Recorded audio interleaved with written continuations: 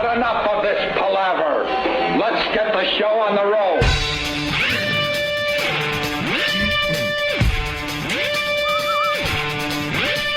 Now do it again. I was driving into work today. Is it 2012 yet? Yeah, right. I was just checking. No. You got some time, my friend. Damn it. You're gonna have to pace yourself. Yeah. You're gonna have to pace yourself. Apparently so. We're only 1-2 days in, depending on. Oof. I guess this would be the second day coming up, right? It's like in Platoon, you gotta go, dude, maybe you just should, like, look at the number of days you're in instead of, how short you are. Yeah. I was driving into work today, and I snapped a pic of Kenny. Oh. And I realized something today. I'm living Groundhog's Day. It's the same effing thing every day. Yeah, until you really document it in photos, right? You don't realize how mundane things are. Especially with Kenny. I sent the picture to my my Twitter friends, and they're gonna go, wait, you sent the picture you took yesterday. No, it's today's picture that looks exactly like yesterday's picture, which kind of proves to me that I'm living Groundhog's Day. It's a new picture. It's a nice Groundhog's Day. I know people have a horrible life out there, but it certainly is the same exact thing every day. Yeah. He picks me up, good morning, GH, and then he sits in his car and drives me here, which is a nice luxury to have. And then someone pointed out that his profile looks like an Excella train. Oh, my God. That is perfect. And then I come in here, I sit down, I start reading papers, and then a mere 2 to 3 minutes into reading papers, I have to take one of the papers to the bathroom for about 5 or 10 minutes. Then I come out. I'm describing my morning real fast. And the coffee is waiting for me that Kenny just made. And I'm like, oh, my God, it's the same exact thing every effing day. Every effing day. Good morning. Wake up. It's Groundhog Day. Yeah. See, look, there's the picture of Kenny. Look. Oh, we got to pop the other I'll pop the screen on. Oh, no. And I would love to give this guy credit. Someone got a hold of me on Twitter and said, dude, his profile is an Excella train. Oh, that is... Oh, look at Oh, that looks like a before picture for, like, some kind of cosmetic surgery, like by a chin. Chin implants. Chin implant. Yeah, well... How they, like, take maybe your nose and put your chin in and put it in your chin. Just something. Well, Danny's searching for an Excella train to kind of do a little split. Oh, there you go. Look at this. It does look like an Excella. Sorry, I know it's visual. You know what we could do, because we could get a little more fancy on OandARadio.com. We'll do a split screen for everybody. Oh, yeah. Go to the Opie and Anthony section, or that takes you right there. Yes, okay. All right, Rich Voss is in for Jimmy. Jimmy played Miami last night. I guess he'll be back. He'll be back tomorrow, but we got Voss today, which is very good. We haven't seen you in a while. Yeah. Rich. Lucky him out in Florida. Oh, my God. This is a perfect time to leave New York, right? I wonder what physical thing he's doing in that beautiful weather. You took a picture of Rich also. Mm-hmm. Now, from your angle of the camera, you couldn't see what was on the computer that he was working on. Well, you said that Rich looks like every Nazi's nightmare. So it looked like every Nazi propaganda poster I've ever seen in my life. He had his little spectacles on. Yeah. His little spectacles. His hat, which isn't the cool black Kango hat anymore. Same shape, but now it's that felt grandpa hat. And he had his spectacles on, and he's looking over this spreadsheet with just money figures on it. I'm like, you are just what united Nazi Germany. That's true. The only difference is I couldn't figure out what those numbers meant. No, that's true. And the real Jew could have. Yeah, and somehow you turned thousands of dollars into nothing that you wound up getting. It's unbelievable. Even a quick glance that I took at it, it's like, I looked at the gross and then the net, and was like, wow, you are a horrid businessman. No, I'm not. No. We cut the deal for 50% of the door of this club in Canada. And I wanted to do it so I could take Bondi They to literally Canada, gave him half of the door. Right. Well, that's what he was paid. Well, they took the money. It is Canada, though, Rich. Come on. Yeah. So you should have taken those guys for 110%. Yeah, they're all stupid. Well, they're dumb up there. You know not that dumb. Then all of a sudden, it's coming closer to today, and they go, you know what, we're going to do 25% now. Well, that's... You know, I didn't think they were hurting up in Canada as bad as we are. Well, I guess they are. Yeah, but how do they renegotiate a deal just by telling you? What is this, the mob? You're working with the Canadian mafia? Is that? Well, they're going to get half the show. Well, why the tiny little spectacles? Yes, Well, you got little spectacles that look like, it looks like those piles of spectacles you saw in Schindler's List. These and are shoes and everything else. Those spectacles would have fit perfectly in that pile. This is the spectacles from the guy from the Twilight Zone. Oh my God! Look at it. It looks like a pen holder. Yeah, because this pair is easy to fit in my pocket and it's small enough. Big So enough is a where people, cockroach. it's big But enough I wouldn't wanna carry it. where people think that maybe this is me. You know what I mean when it's in my pocket. But when I look at it, they just hang nice and. They're on the tip of his nose too, and he's just like, "Let me look at my figures." Well, see, only a Jew hater like you would come up with this. I am not a Jew. I'm trying to keep you from perpetuating a certain stereotype. It comes out of your mouth. Someone's got to say the stereotype. If you perpetuate it and no one says it, it's not really perpetuated. It's like a tree falling in the forest.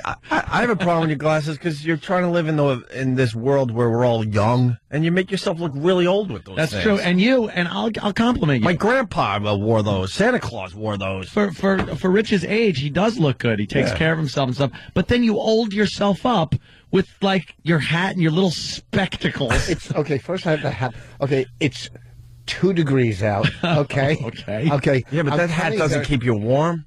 2-degree weather, you got to get a hat that covers your ears. Everyone knows that. Well, What are you wearing in warm weather? The stovepipe hat like Lincoln? Right.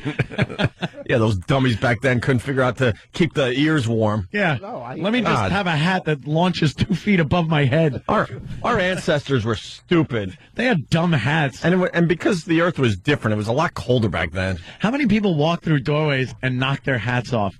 I bet if they had video cameras back then, there'd be huge montages of people with those dumb hats getting their hats knocked off walking through That would doorways. make a great YouTube video for 1860. America's Funniest Home Videos. They Yeah. show that. They show, a couple of people being whipped.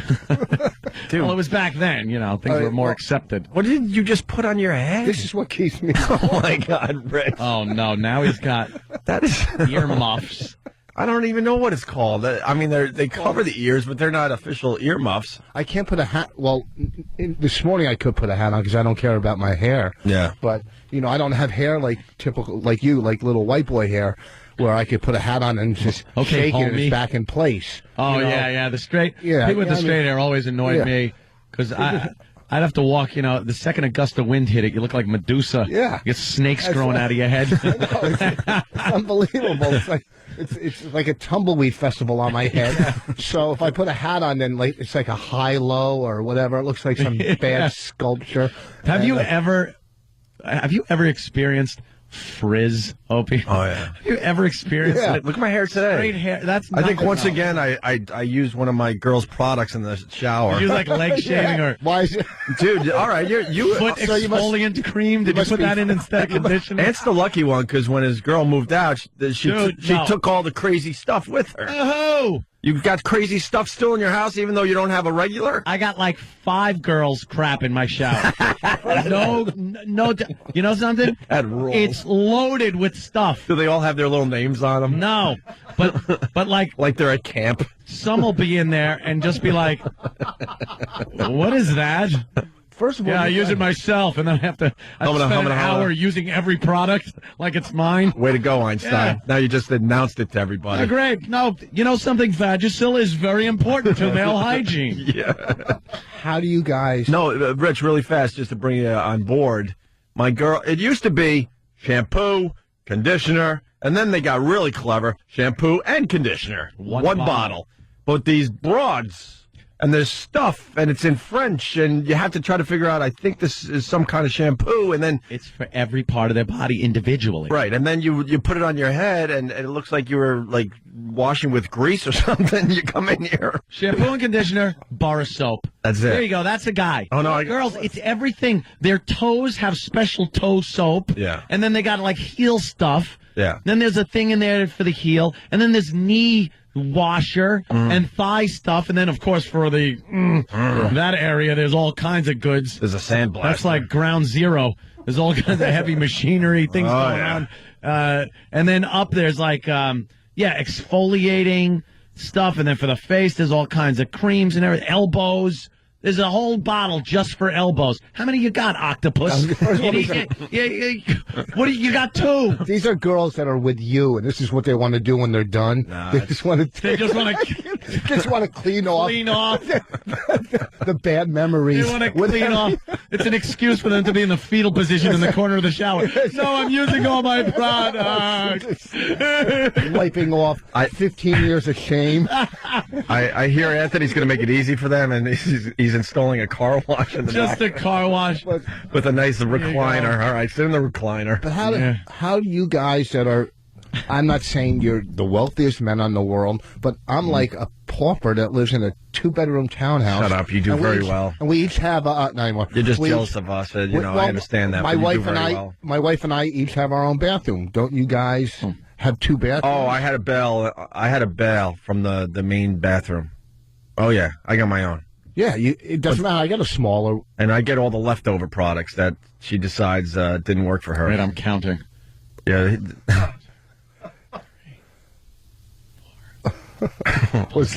Really? Is that what grade your girl's in? 7. I actually get 2 bathrooms. 7. And she gets 2. I have 7 bathrooms. No way. But they're ridiculous. I don't need 7 bathrooms for that house. You ever find? I had a new one, just put it in the basement. Really? Yeah, I put a pump in there to pump all the stuff up. Nice. You ever find my duty? No. That's now officially your bathroom. Once someone uses it once, it's their bathroom. Wait, you have 4? I have 4 in New York City. Yeah. The house. Oh my goodness. Yeah, but you know what? I mean, New York City is just stupid. I looked at places for over a year, and it's all about bathrooms. I don't get it. And I'm thinking, being a kid from Long Island, I'm like, man, if I knock out a couple of these bathrooms, I'll have a lot more room. That's what I thought. Why are they wasting freaking valuable room by putting all these extra bathrooms in? Yeah. I mean, I was one of 7. We had 2 bathrooms. How bad? 7 kids plus the parents, so you're talking 9 people using 2 bathrooms. Yeah. How bad do you have to go to the bathroom? You can't walk an extra 10 feet. I know. I got bathrooms like Starbucks. They're just like no, but Anthony doesn't want the bathrooms either. He understands how this works, but for some reason, these pompous, pretentious asses that live in Manhattan, everyone has to have their own bathroom. I didn't have my house built to my own specs, so I moved in, and I was like, "What's Could you imagine growing up having every room having their own bathroom? That's insane. But great. I had to sit there at the door. Joe, come on, shut up. But in Manhattan, they insist on this. They insist. Every room has to have its own bathroom. It's stupid. You know what me and my brother used to do? Because we only had one bathroom growing up forever. And my sister used to be so embarrassed at going to the bathroom, number deuce, because it would make a certain sound as if you dropped a little rock into a bucket of water. So we would make sure, like, everything was quiet, and we'd put our ears against the door, and every time we heard it, we'd just start going, plop, plop, plop, and she would get so upset at us yelling plop, plop through the door. It's good to know you tortured your sister, 'cause we tortured ours as well. Dude, ridiculous. Poor You Dawn. just have to. Poor Donnie. Yeah. Hey, E-Rock has flat hair today, according to Sam. What happened? Thanks to Angela's hair products. So where's E-Rock? Oh, Jesus. I'm telling you, I mean, they got to, label this stuff easier for us. What is it, shampoo and garlic butter saw? E-Rock, what'd you use on your hair today? I don't know, but it was, Oh, my God, it really is greasy flat. Ew, look at the front. It's just totally greasy. Cut your bangs, an epileptic? well, wait till the hat comes off. Look. What did you use on that? I'm not exactly sure, because I ran out of my shampoo, but you reach for the girl's stuff and you just assume it's shampoo. Yeah, and it was a white bottle with black lettering, so I figured, oh, that looks like shampoo, and Drano. It looks like a Roman helmet. Yeah, it does. It took a while to get out. Dude, it's shiny greasy. Yeah. Look how shiny greasy it is. That really is something. Well, hopefully it was Nair. That would be hilarious. You have the worst crew of hair in this building. If you look around, it really is. There's not really a good hairdo around here. I don't know if that's a Roman world. Yeah. Or is that Greek? I don't know. Who knows? It looks like All right. the 300. You have 300 hair. We got to take a break. 300-pound body. Hey, that's a pretty good break right there. Ed in California, we're going to get to you next, okay? No worries. All right, Ed in California will start the phone calls today. 877-212-0-and-A. We got Rich Voss in today, and we got some Obama stuff. Obama. It begins today. The honeymoon's over. Is it? Yeah. Oh, absolutely. Was there ever a honeymoon? There was a honeymoon. Everyone was leaving this guy alone, but... all I know is what happens on a honeymoon, and I firmly expect that to happen in my near future. So I don't think it's over yet. I think I'm coming out in a nightie out from the bathroom, and he's going to tap the bed next to him, and I'm getting in and getting it. You look up at Angela Davis blacklight poster. Oh, yeah. That poster that was hanging over the bed in The Shining. Yeah. He took the oath again. We're going to get into that. Yeah, boy. He's closing. Make sure I'm the president, goddammit. I didn't want to. He's closing Guantanamo. We'll get into that. Yeah, he signed that. He's going to, I think, take all the people that are at Guantanamo Right. as prisoners and invite them to the White House for dinner and apologies. And the dude that forgot to do his taxes. That's a great story. Oh, yeah, what's he supposed to be confirmed for? Oh, yeah, Treasury Secretary. So, What a cluster F. business as usual in Washington. Yeah. That's my change angle. America. All right? Yeah. We're waiting. That's my angle on the whole thing. Business as usual. The players just are a little different. I'm more upset that he's a lefty than the fact that he's a black man, by the way. Really? I never trusted those damn lefties. I never They're trust. shiftless. I never trusted the lefties The lazies. when I was growing up. The lazy lefties. I never trusted those mother effers. There was a reason why they were killed back in the day. Hey, the L word. Oh, the L word. Call it the L word. Sorry to all you lefties out there, but I don't trust you lefties. whatsoever. It was so hard to cover you in sports. I'm like, you're going the wrong way. Southpaw. Right. But wait, what are you talking Hold about? on, we'll get into that after the break. And the picture of Rich Voss, the picture of Kenny, that looks like the picture of Kenny yesterday. Go to Opie Radio on Twitter and join me. Haters, stay away. I have no room for you guys. Oh, Sorry. there you go. Just invited. Hell Tons no. of haters. No, I, 'cause- by the way, got, I think, 1,000, over 1,000 requests now for friends. For Facebook, right? I just For joined that. Facebook. Yeah. I hate doing it, though. Just do it. Click. I know. Just do it. It's Yeah, I know. No, I will. That's why I tell everybody. you're what on Facebook? Because Anthony Cumia. we're covering everything. Finally, we got the Pal Talk, we got the Facebook, we got the Yeah. MySpace. I'm doing Twitter because it's the easiest thing to do. I picked the easiest one. I'll pop another pick up and a little caption. All right, more with Rich Voss. Stay there.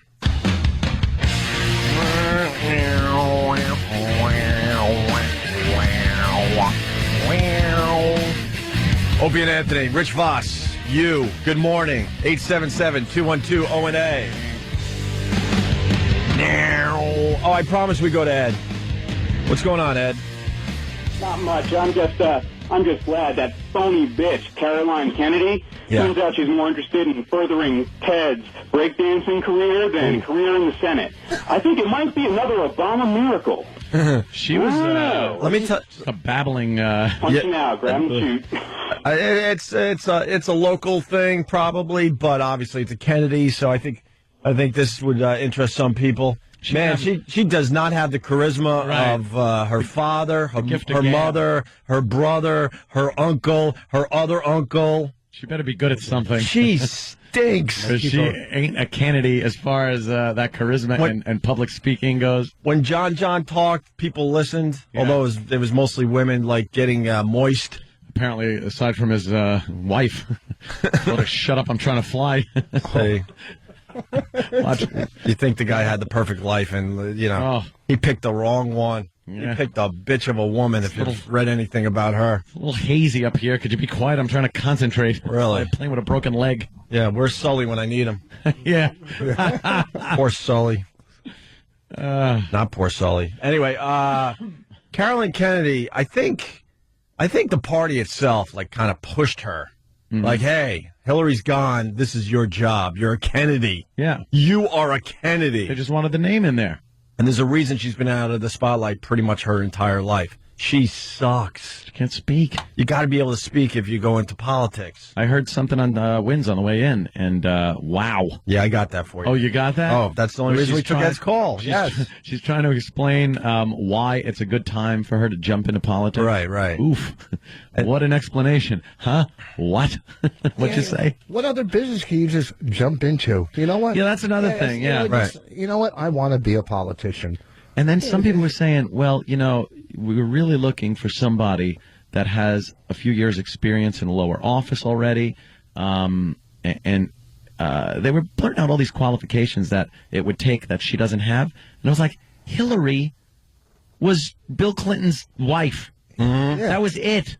What qualifications? She didn't run for public office. She didn't have any prior public office in her background. She was around politics her whole life, way more than Carolyn Kennedy. Well, a councilwoman in Fishkill probably has more. Of course. Yeah, but I mean, saying that Kennedy wasn't around politics for her whole life, she was too.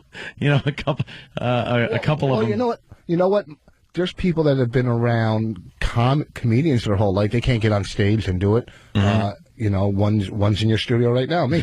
But here's, I was going to jump for that, and then I forgot. I before myself. You're actually really good on the stage. Thank you. If you suck on the radio, but you really. I don't stick on the radio. I got years. I almost slipped. I got years of proof. I got years of stench. I got years of proof. I'm messing with you. You wouldn't be here if we thought you sucked.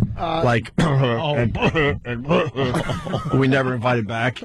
Yeah, just do a little thinking about who comes back and who doesn't. If you're invited in here, trust me, as much as we want to beat you up live on the air and stuff. Some comedians are Chuck from Happy Days. one season and you're gone. Where did he go? I don't know, but Fonzie's a pisser, ain't he? Jack Bauer's daughter. Yeah. Listen, so Carolyn Kennedy.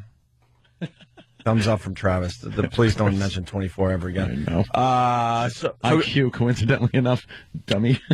So Carolyn Kennedy has decided that she's not going to be the senator of New York. But let me tell you what's been going on here. Governor Patterson, he's not stupid. He was not going to allow that to happen. Yeah. So now she's bowing out before that embarrassment where Governor Patterson goes, you're not qualified. He said something like, I'm just not seeing you as senator. Well, here's Carolyn Kennedy. we were looking for like a JFK moment, an FDR moment, Anthony, if I dare say. By the end of the decade, we will go to the moon, put a man on the moon, and do those other things. Right. What were the other things? Not as important as putting a man on the moon, apparently. No. The end of the decade. Instead of getting some of that great stuff, we got this. I think really this is sort of a unique moment, both in our, in our country's history and in my own life. And we are facing unbelievable challenges. Our economy, healthcare. People are losing their jobs here in New York, obviously, and so. And for me, I've grown up here. I've lived here all my life. I love New York, and never heard that saying. And going into politics is something that people have asked me about forever. She stammers worse than I. She's horrible. She stinks. Sounds like an assistant coach for a high school baseball team or something. Yeah. Can you hit the bell every time she says, because I need a count. Ein moron. Hit that bell every time you hear, I want to play this clip again. I think there's 10 of them in there. I think really this is sort of a unique moment, both in our, in our country's history and in my own life. And, we are facing, unbelievable challenges. Our economy, healthcare. People are losing their jobs here in New York, obviously. And so, and for me, I've grown up here. I've lived here all my life. I love New York. And, and going into politics is something that people have asked me about forever. Forever. You hear the ever? Forever, She stinks. Wow. God, we're left with her. Are you kidding me? Last of the line. You had John. That's it. You had JFK. You had all of them. That's it. The soil is out of nutrients. She is a dust ball.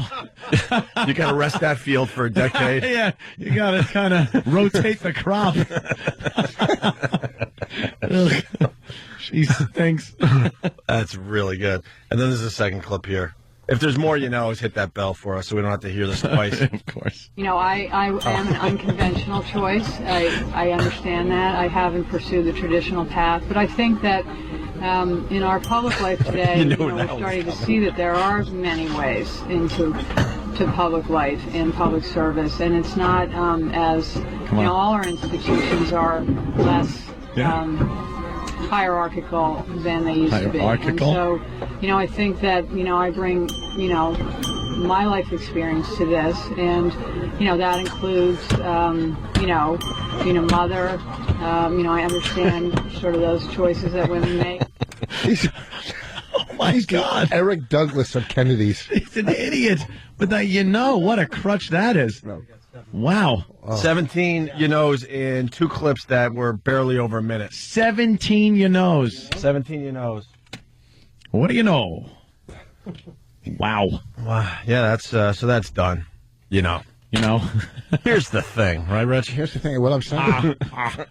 Number one, first of all. Well, what happened to? And there's not a second of all. Wait, that's the one that what do you call it? Neil Diamond wrote that song about, isn't it? Sweet Caroline. Mm-hmm. Sweet Caroline, good times never seemed, so good, Oh, she was like 7. Yeah, I know. Sweet Caroline. We did that bit. That was, and apparently her vocabulary got no better. I know the struggle. All right. Well, there you go. So that's done. Thank God. Hey, what's up with Obama taking the oath the second time? I guess they are not taking any chances with this one. Any opportunity that anyone could think of to throw this guy out of office. Dude. So they just, it's a technicality, the swearing in. The Constitution says that at noon on the 20th of January, you're the president, regardless if you take an oath or not. Mm-hmm. It's pretty much just a thing, a tradition. I think it's for him, though, because that is such a huge moment. The whole world's watching, and it's a mess up there. So I think he wants a nice, clean version of that. I can't even read it, but... Really? Bravo. You know. And I think New York State needs me. Didn't that guy used to say that all the time? Yeah. Don't you know? Don't you know? I don't know who that was. Back when I was a little kid in the 40s.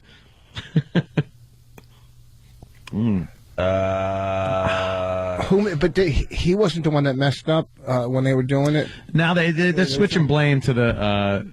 Not switching. They said Roberts all along. But we jumped on and said, look, Obama, messed up a bit there, Obama jumped the gun by starting it before Roberts finished the line he was supposed to, Yeah. Line! Yeah. And what did I say about Biden? What did I say? That he's going to be a problem. Because this guy, this Biden, wants the spotlight so bad, he pretty much thought that everybody was there for him. It's about him. Did you see him? He walked the entire parade route, right? Yeah. And he's waving like, look, man, thank you for coming out to see. No Secret Service. Nothing. They don't give a crap about him. Crowd surfing up Pennsylvania. Right. See, because they're not dumb down there in Washington. They knew no way could you have 2 black guys. You can't have a black president and a black vice president. And they also said no way could you have a black president and a woman, or no way you can't have a black president and a young dude. So they went black president, old white dude, to just kind of make it a little comfortable for some of us. Yeah. Not all. I understand that.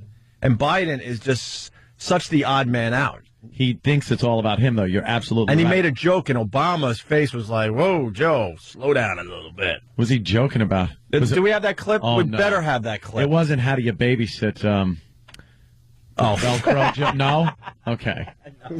Oof. Not the tree one. It wasn't how many, something about towering a roof? No? Oh, no, nothing like that, Jesus. The joke didn't end with sticking anyone to a wall, did it? Okay. I guess if we had someone actually producing the show, we'd have the clip in front of us right now. Because it was one. The warden? It was one of the big punchline? stories yesterday. But why would we have it? No, not. Oh, okay. Very good. But basically, he had to swear in some people, Yeah. And Obama, they're at some kind of press conference, and Obama goes, all right, Joe, if you will, why don't you swear those people in or whatever? And Joe's like, I thought I did that already. And Obama's like, well, you did the one group, but you have to do the second group. And then he made a joke like, oh, well, I guess my mind's not as good as Roberts. My memory isn't as good as Justice Roberts. Right. And it got slamming Roberts. And it got an awkward chuckle, and Obama's looking at him like, what the F? Shut up there. And mark my word. Right. This is the beginning. Mark my word. Watch this situation very closely. This Biden, I know a lot of guys like him, but he is all about him. He is a me bird. Yeah, he's always been. He wanted to be president. Mm-hmm. And now he's second fiddle, but he's jumping around like, all right, you got this guy. Right. But, look at me. Right. He's the attention seeker. I'm a white guy. Pay attention to me. He's that one relative we all have. The attention. Looking for a little more attention than everyone else. And they should really deserve to get. Right, exactly. Yeah, of course. So we don't have the clip, I guess, no? It's coming in. It's coming in. That's good. Why have it while we're talking about it? Jesus. Oh, it was recorded? I didn't catch that part. Huh? Yeah. It was camera people in there and everything. Yeah, it was one of the big, things happening yesterday in Washington. Yeah. This isn't an obscure thing that I found on my own. Just turn on the TV. It's everywhere. Around. So get it for us. How long do they videotape or go into the White House and do a play-by-play of what the president is doing now? How long? You know what I mean? Like. Yeah, when will this end? Because that... you're right. Because I couldn't watch the news yesterday. I tried. I watched a little bit of it, but it was pretty much just a retrospective of the day before. Well, let's look back on yesterday. What? I saw yesterday. Mm-hmm. I don't want to see it again. Edwin. It's like watching the towers go down. I don't want to see it anymore. I think.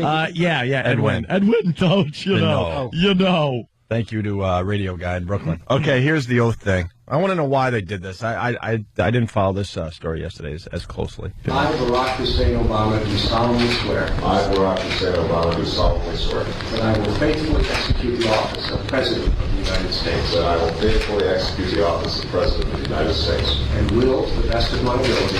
And will, to the best of my ability. Preserve, protect, and defend the Constitution of the United States. Preserve, protect, and defend the Constitution of the United States. So help me God. So help me God. Congratulations again. Thank you, sir. All right, there we go. And as for the coolest, there's 12 more balls. And what was that line? I didn't hear that. Hard to hear. Dirty. I heard balls. He said, and for the crew or the pool list, there are 12 more balls. Someone was trying to say they're going to do it all over again. There were only 6 guys in the room. It was a very small crowd. Right? It was in the White House. That one. I heard it. It was like It was like a callback for the swearing in. It's easy to divide by 2. That's why I was able to say it so fast. Oh, my math skills stink. Oh, here it is. Brian in New York. Brian. Yeah, what's up, guys? What's up, buddy? Yeah, Joe Biden's jumping around like Giuliani's kid at his swearing in. Oh, yeah. I'm glad someone else noticed that, because when you were watching the festivities, that Biden was working that whole platform up there, and he's winking, and he's kissing, and he's hugging, and he's like, ta-ta, just working the room, but it's not about you. He must have just been looking ahead going, good, I should be the guy walking up there. Yeah, right? I should be up there. He's like the center trying to, outdo the quarterback. Yeah. Nobody cares just about you. Sit down. Nobody cares. Shut it. There's no Biden plates. You want publicity, you got to... You got to shoot someone in the face, apparently, like Cheney did. Go hunting. Because no one cared what Cheney was doing. Well, Nick and PA, I don't have time to get to him. He says maybe Biden is trying to be like Cheney and have power over Obama. Yeah, everyone said Cheney was pretty much the mastermind behind the Bush administration, but I don't believe that. I think Biden's just happy to be there. Here's what Biden did yesterday. Joe, you want to administer the oath? am I doing this again? For the senior staff. All right. A number of cabinet members have already. My memory is not as good as Justice Roberts, or Chief Justice Roberts. Does anyone have the... No, Obama gave the look like, oh boy, he's going to be a problem. Yeah. The honeymoon's over between those two, I'm thinking. They don't seem like they legitimately like each other. Obama needed them. Like Bush and Cheney seemed like, they got common interests, oil. Money. Money, Southern money, crap like that. But, not believe me, I'm not one of these stupid liberal. Let's do the oil, man, whatever. Your family made a fortune in oil. God bless you. Have fun. But, they did have a lot in common. Mm-hmm. These two, worlds apart. I think so. Yeah. Obama obviously needed an old white guy, and he found one. Yeah. I can't think of anyone else he could have picked. Because he really needed old white guy. Yeah. Right? Strom Thurmond. He was dead. Yeah. That would have been yeah. Well, I was saying that would have made a nice pairing, too. Make a sitcom out of that one. And thank God you live on Long Island, because after the break, there's a racist Facebook page out there getting some New Jersey worker in trouble. Oh, really? We'll get into that. And speaking of racist stuff, we got an update on the Hitler boy. Little Hitler update. He is adorable. What a cute little kid. Did you see him? I love it. I want to tussle his little hair. I want to get Rich Voss's angle on this whole thing after the break. Little Hitler? How could Rich not love Hitler? Little Hitler? He's adorable. I love how he waves to his friends. Yeah, And more Obama stuff, of course. Just opening the White House to the average Joe yesterday. What is he? Making all sorts of statements in his first day. And then you got, I don't get this one. Boys give testimony for football camp hazing. We got another one of those hazing stories. And I think it's the same high school that has... No, not the pine cone. With a pine cone? I think. I'm not positive. Maybe someone can help me out on this. Danny's shaking his head. It's a different one? Because I think that high school also had a little problem recently, too. Yeah, no, this was a football camp in New Mexico. Oh, okay. The alleged instrument was a broomstick. Danny likes keeping track of these stories. The sexy stories, he calls them. Keeping it hot so you don't have to. 877-212-0-A, Opie and Anthony. Oh, we're such dicks. Good morning. Opie and Anthony on your radio dial. Sometimes you just gotta, throw the ballast over the side, my friend. Ixnay. Oh, I'm ixnaying. It's just, For the people that think we're inside at times, all this stuff makes its way to the radio eventually. It's like Lost. Because I understand how that is, where you're like, what the hell? Why don't you just tell us? In time, my friend. In time. It gets tied up in the end. Yeah. I won't ruin it for people that have DVR, but Lost had a 2-hour premiere last night. And are they still lost? Apparently, yeah. But they do flashbacks and flash forwards, so they show them like 3 years later, and they show them 3 years earlier, prior to the crash and everything. Yeah. And it was 2-hour with a 1-hour kind of a recap in the beginning. Really, really good. A lot of stuff. Like I was hoping there would be a lot of stuff and not a lot of like just filler. Yeah. But they loaded the show up with a lot of really cool new storyline stuff, and I'm digging it. I missed the boat on that one. I'm kind of bummed. Do you think the final episode is going to be called Found? Your mic isn't on, Rich. Rich isn't... What happened, Rich? What are you saying there, buddy? Well, you're saying there's new storylines. There's still 80 they have to tie together from last year. I'm not saying there aren't a few loose ends. Loose ends? A few, my God. A few loose ends. But... no, every new thing that happens kind of gives a little bit of an answer to the old one. Although there is a time, not so much time travel, that always sounds so silly and everything, but, time displacement thing going on that refutes a lot of the theories that were in a little movie called Back to the Future. So I was watching that with interest, just going, that's interesting. But a good show, great premiere, and... yeah, looking forward to next one. Well, see, these shows, we usually get them all on box sets. Okay, so I watched every season of 24. But people ruin it.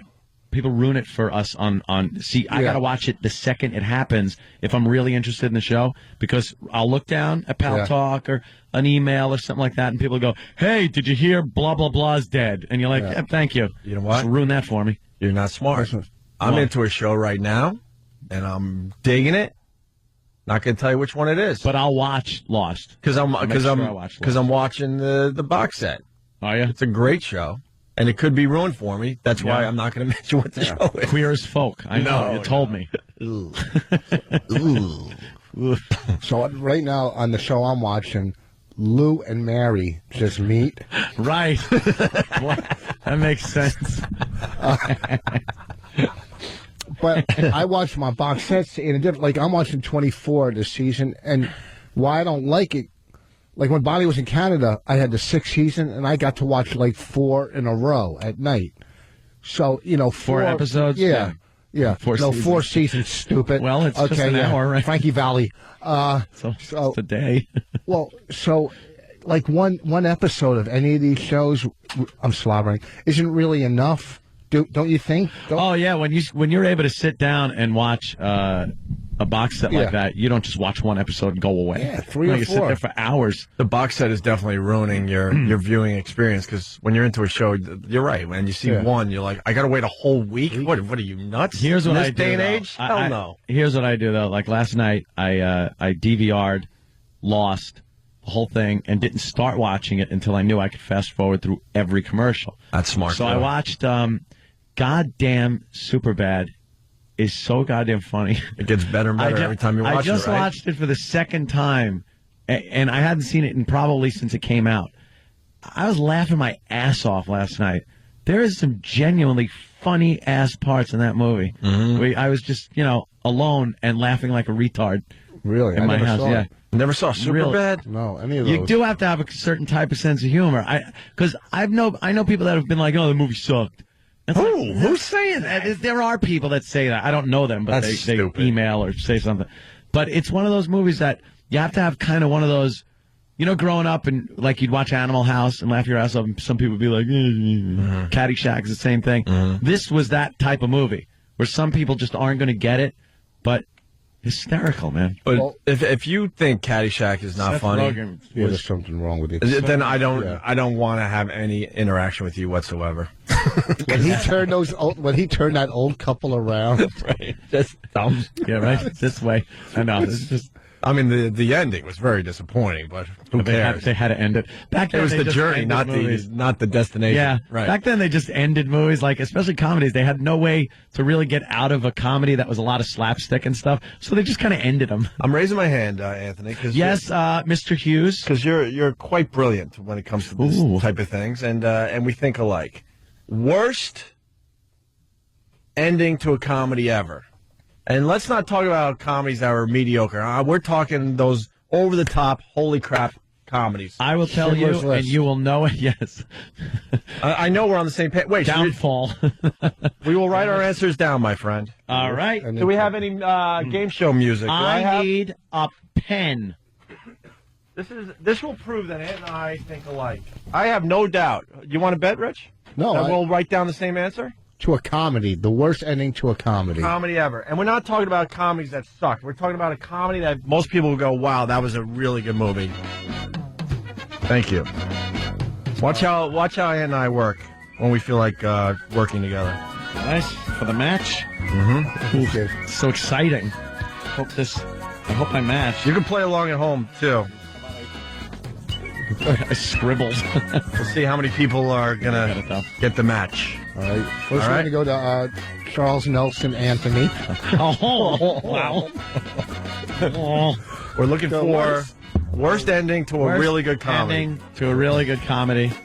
Movie was funny. A lot of laughs. Very irreverent. And then the ending came and just it was nothing. It was a horrid ending. And we'll show Rich at the same time. Ready? Oh my goodness! I knew it. I didn't even have to like. Yes. Really? I didn't see it. Yes. Blazing Saddles. Blazing Saddles. Worst ending to a really good comedy ever. Maybe someone out there will disagree.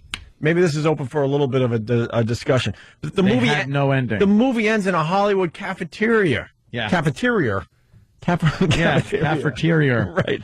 That Long Island accent's coming back, man. How many hours are there in cafeteria? It's almost Chicago, too. I think I got to go on. Hey, I got to go to the cafeteria. I think I got to hit the road and do radio in another town for a while because that Long Island accent, which is the worst in America, is starting to creep back. It's creeping in. What do you think of Pineapple Express? Did you laugh at that?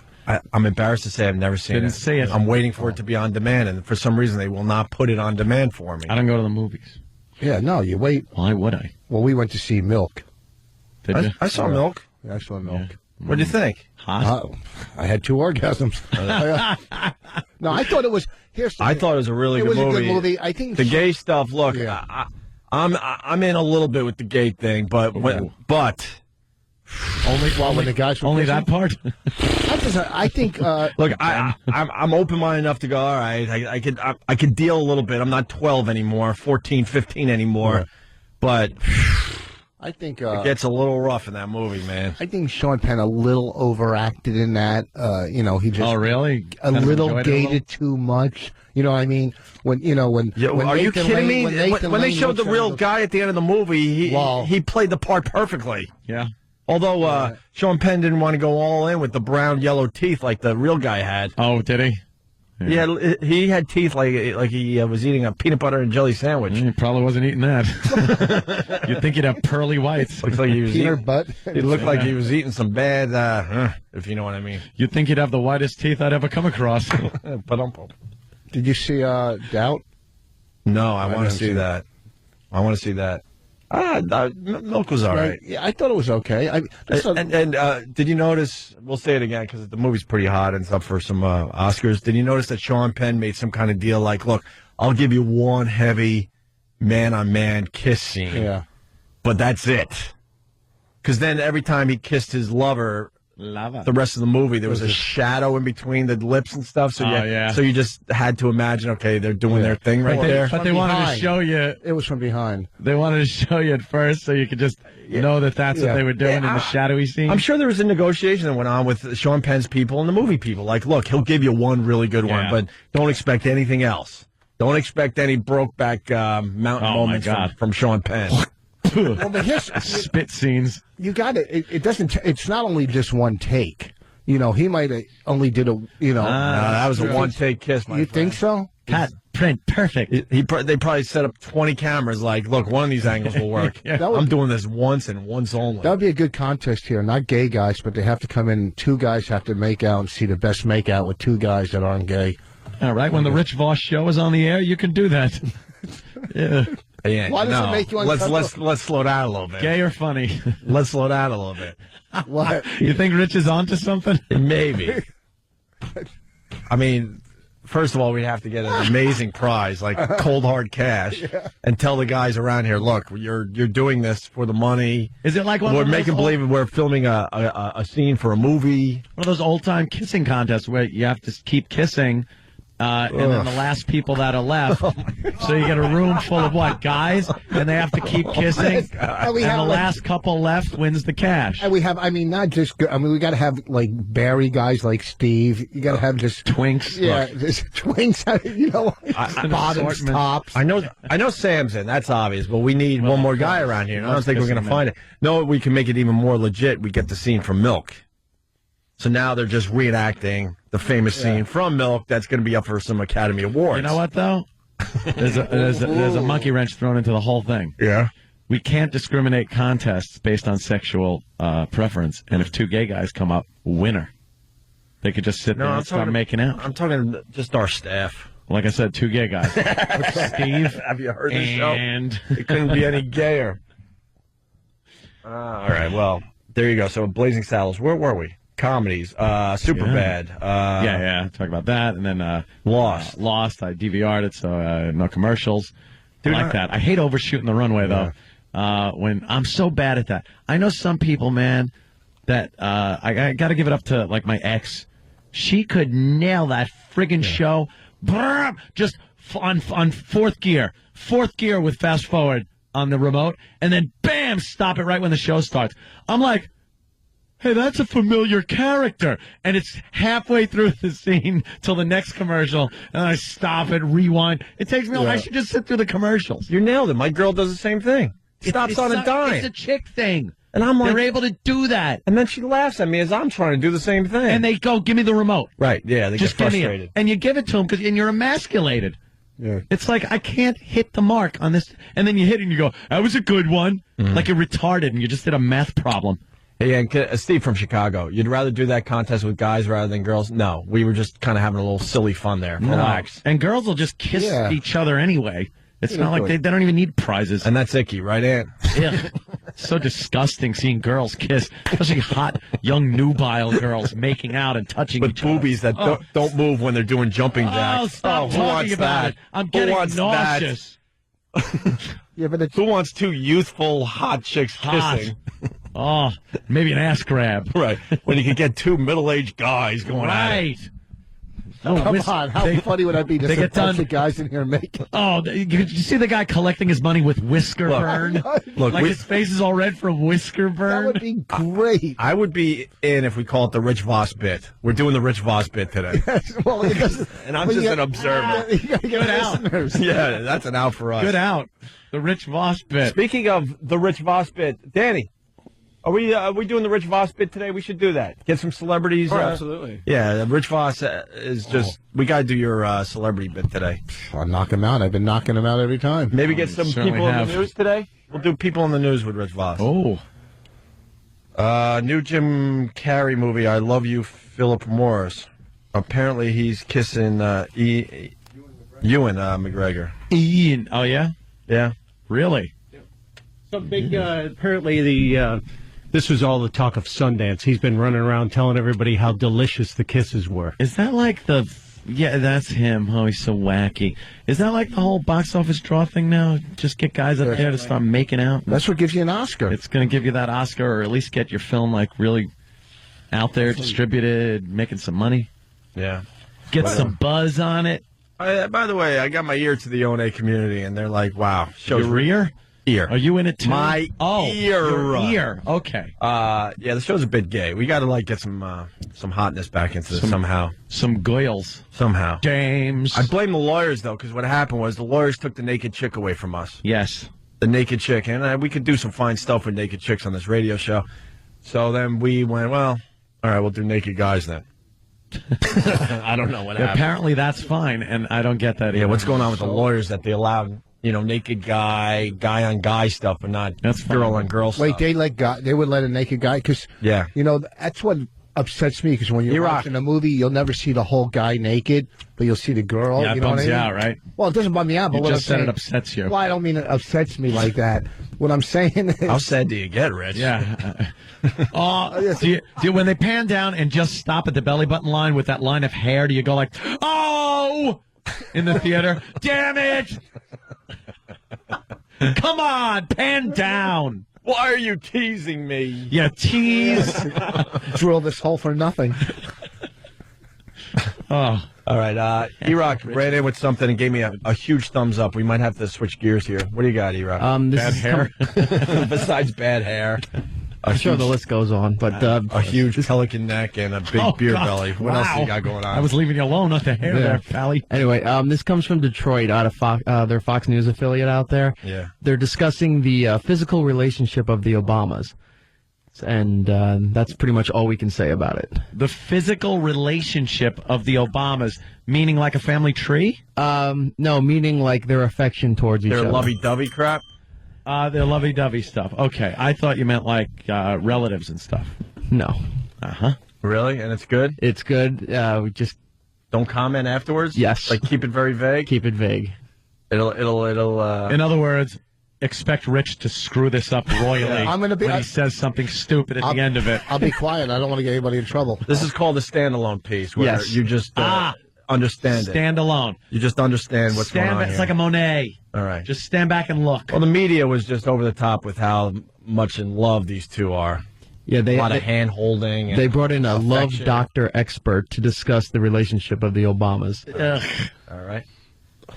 We also need to be affectionate, and you can see that with Barack and Michelle. I hate these experts, man. Yeah. We got to do a whole freaking show on the expert that goes on TV and talks about love and relationships, and I hate these people. What are you doing there? That reminded me of something I saw last night, so I'm actually jotting it down so I don't forget. All right, good. Right after this, you'll talk about it? Jot it down, Ralph. You got to jot it down. Yeah. All right. First this, though. We also need to be affectionate, and you can see that with Barack and Michelle as well. They do a lot of touching, kissing, even fisting with... See, Stand down. Rich. That's why I'm clapping. I'm trying to behave. Okay. All right, I got to back that clip up. Look. There's even a joke there. Look. Just say look. Look. Look. Everyone. Just calm down. All right. Calm down, everybody. All right. Get out the exit, stand on the wings. Don't do anything stupid. Yeah, where's Sully when we need him? Sully, we need you to save us. bring this one in. Let's leave it to Sully. General, what you just heard, hope it's, you just leave it alone. I'll take care of business. It's okay. Seems a flock of birds have hit the show. Don't worry. Just don't say anything. Wow. Well, all right. Well, listen. Let me play that again. Yeah. You know what? Where's Sam, by the way? This is perfect for the beep game. Let's do a little beep game with this, too. It really is. That is true. Because there's a lot of ing words here. I haven't done that in a while. Let's do the beep game afterwards. But first, here's the original clip. We also need to be affectionate, and you can see that with Barack and Michelle as well. They do a lot of touching, kissing, even fisting with one another. And that is so very important because couples really need to feel like they're physically bonded to one another. Oh, my God. No! No, she didn't. I have another contest we could have here. Rich. Yes, sir. This was part of their local affiliate stuff in the morning. Mm-hmm. So this was during. Did anybody pick up on anything and make a face, make an awe? No, they kept the camera on the actual love doctor expert there. Yeah. They didn't cut to the rest of the people, but that's all the clip had. Sam, do the bleep game immediately. Wow. I have a. Very good. You can't Fine. ask questions about this without getting in trouble. Just you can't ask. There's nothing to ask. We've all seen when they greeted each other on the stage. Yeah. During the primaries, I believe, they would take their fists and bump them together on stage, like you do if you have a cold or something, and you don't want to shake hands. You give a little fist bump. They love to fist each other. Yeah, and that's what they were. That's what that girl was talking about in that clip. That's what. Yeah, because my.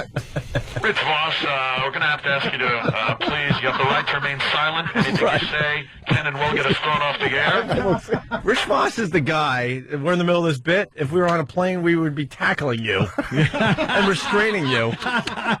You'd be getting sat on by lacrosse players. Rich would be that guy like, oh, I got to go to the bathroom, and he's like trying to open the door of the Open plane. the actual door. What's wrong with you? Sometimes these standalone bits are just that. Clam up.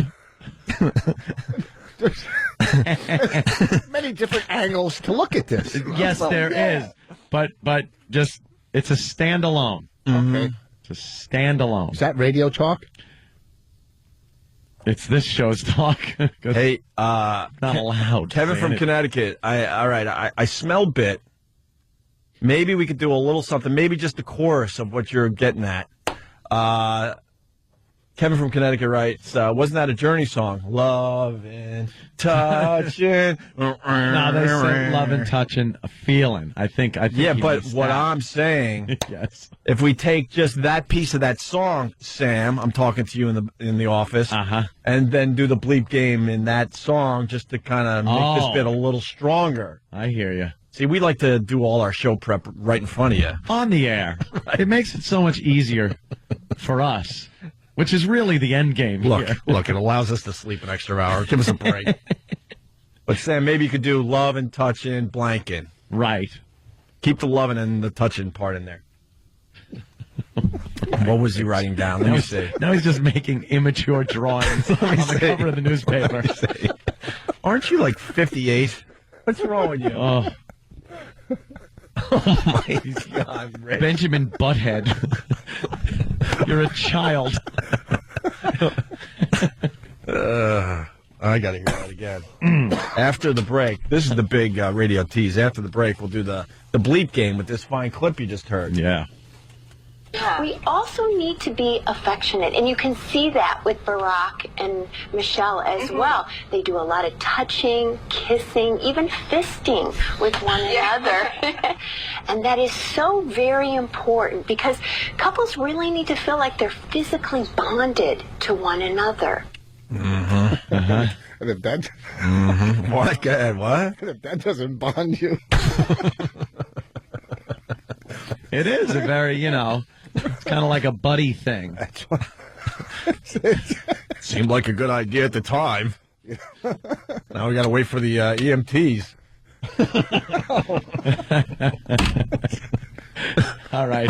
Look, we better take a break. Was that really? That was. Brace for a crash. Brace for a crash.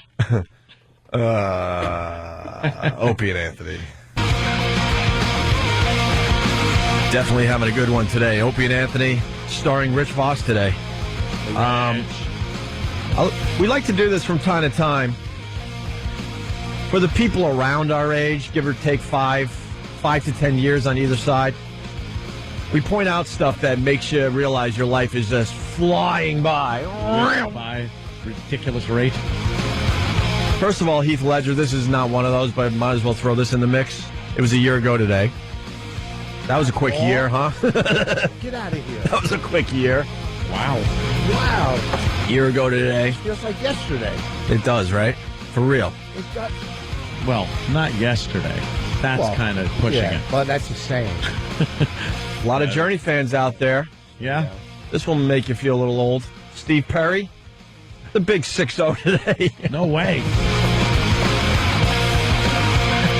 The big 6-0. So when I was listening to Journey, not so much these days, Steve Perry is now older than my father was when I was listening to Journey. Wow. You start pulling this person was younger than I am now stuff. Oh, I know. Ooh, that freaks you out. I know. Here's one. Now, today, John Lennon dead. I couldn't. He died today? What are you? Oh, you're doing in today in history? Oh, is that what you're doing?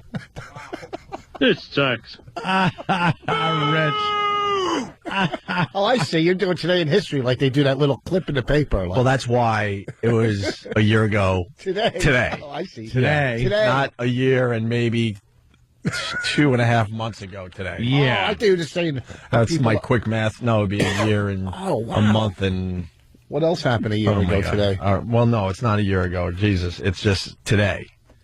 Like Steve Perry is 60 today, which makes you feel very old because we all remember the young Steve Perry. So that's what I'm getting at. Oh, that's what got me. Also, funny enough, stupid Rich just said about John Lennon. He was 40 when he died. Yeah, that's why I was bringing it up. John Lennon was 40. Oh, because things. All right, I got you now. And then when you blow past that, you're just like, yeah. Eek. Everyone remembers Ted Kaczynski, that little Unabomber thing, right? Yes. How many years ago you think it was, Ant? And B, that he got caught or did it?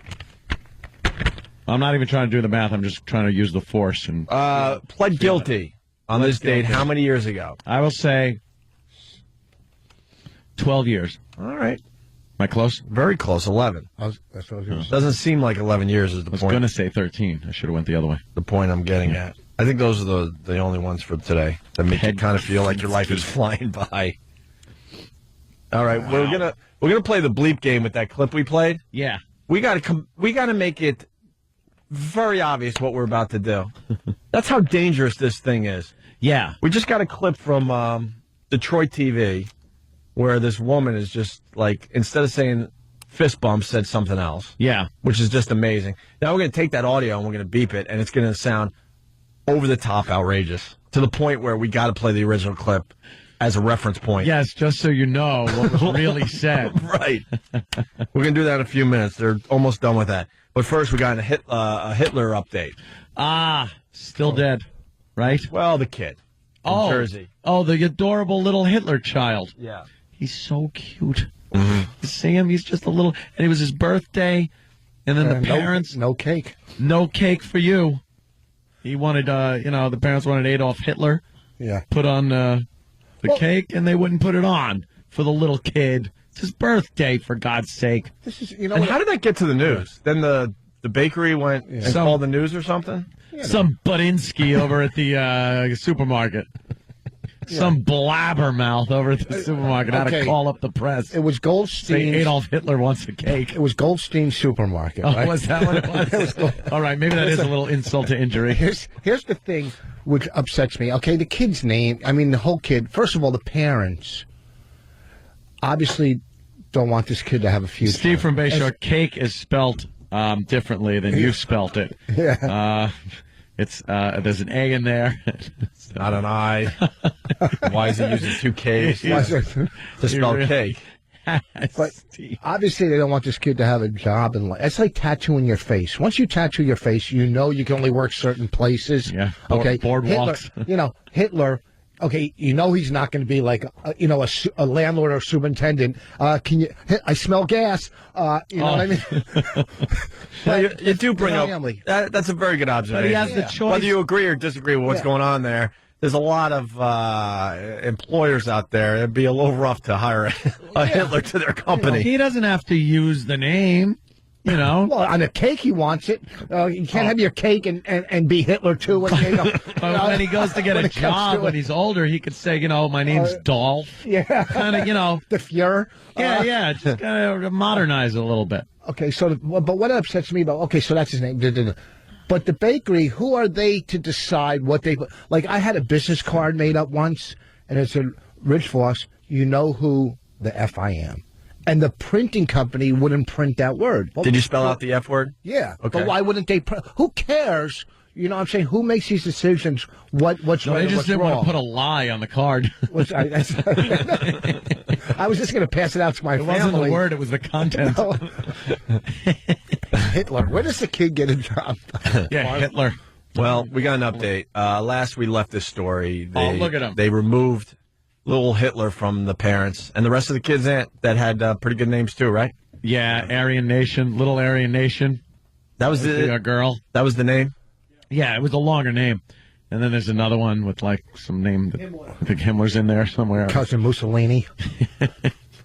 But but of course the focus was on the adorable little cherub-faced Adolf Hitler. They had a problem. And apparently a neighbor, I guess, turned him in. Yeah. So now the mom, she's with not accusations of abuse. Yeah, the mom's not supposed to talk whatsoever, but she couldn't keep her mouth shut. Court-ordered gag order on this case, which is ridiculous because, and she said she came out because they need a lawyer. Right. How does the court order you to not speak about this? It stuns me that the court would order that you can't tell your side of this story when a neighbor uses tactics from Nazi Germany, where they would say, I believe a Jew lives next door. And then the SS would come up and sweep you away. And that's what this neighbor did to this family. Look at poor little Hitler. And if you go to the house, taken away. If you don't know how to get to your house, you go down Main Street, make 2 lefts, and the Third Reich. You'll get. Oh my God! This is going great. But so if you call, if you call and just make an accusation, that's enough. Like if someone called and said, "Well, let's get the story out." Well, he's giving it right now. No, I got a clip. A clip. See, just because we don't know the full story. Yeah, I don't know. Here's your update on little Hitler. So it was January 9th, after all the to-do over the children's names, that DIFUS came to you. What did they say? What's their explanation? Their explanation why the children were removed is because they felt the children were in danger for their lives. Physically in danger? They didn't say anything. All they said was the children were in danger there. Psychologically? Physically? They didn't say physically, mentally, nothing like that. Okay. Do you understand why you might not appear sympathetic to so many people after naming the children? Yes. But actually, we found their names in baby books. Oh, my God.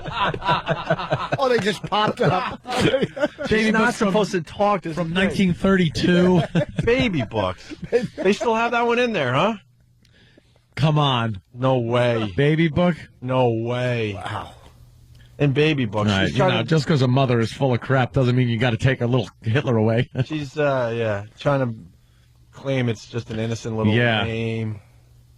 Well, I'm starting to think they really railroaded this mother. Yeah, they really didn't like. I'm sure the neighbors weren't very happy. They're not happy that a kid's named Hitler. That's what this comes down to. I think in America, you got to kind of accept this. I believe the husband had prior domestic abuse allegations, if not charges against him, with a wife, an ex-wife.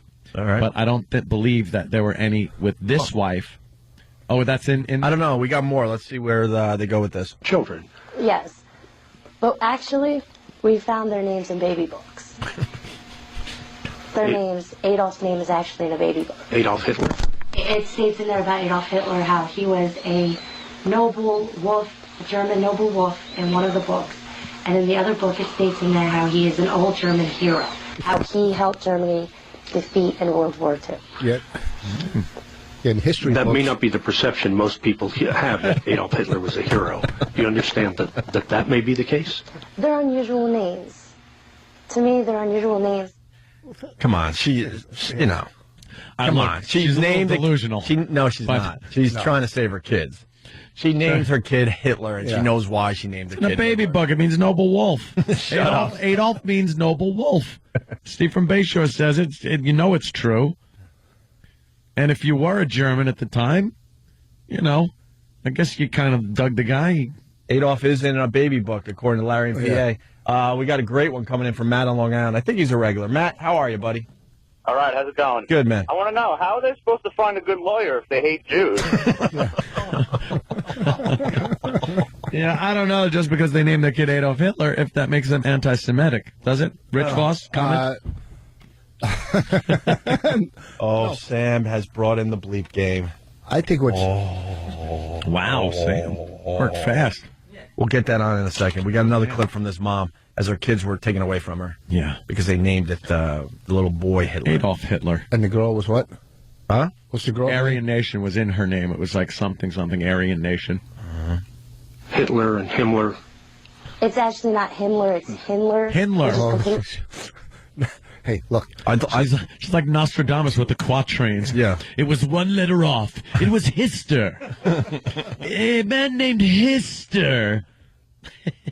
We actually named it Heimlich, as in choking. Yeah, see? Heimlich maneuver. Right. Had nothing to do I named with... my kid after a maneuver. Yeah. Not a Nazi. Hitler and Himmler. It's actually not Himmler, it's Hindler, which is completely different. Get it right, than... I love how she's getting her little attitude in there. Yeah. It's different. Well, sorry. I mean, the one kid's named Hitler. God forbid we assume where you're going with these names. Hitler and Himmler. It's actually not Himmler, it's Hindler, which is completely different than Himmler. Again, I would ask, do you understand? Gervils. Yeah, right. And those aren't SS tattoos on her shoulder. I didn't have a punchline to go after it, though. Coring. Superman. Just change one letter. Yeah. I love the attitude she's got, but this reporter did a very good job. Most reporters would have backed down. Yeah. Again, I would ask, do you understand, though, that people might be offended by the concept that someone who was involved with the deaths of so many people might not be an appropriate name for a child? Yes, I do. But they're just names. I don't see nothing wrong. They're just unusual names. You have the right to name your child what you want to name them. Which is true. You know what they gave him for his birthday? What? A Hess truck. And Rudolph the Red-Nosed Reindeer.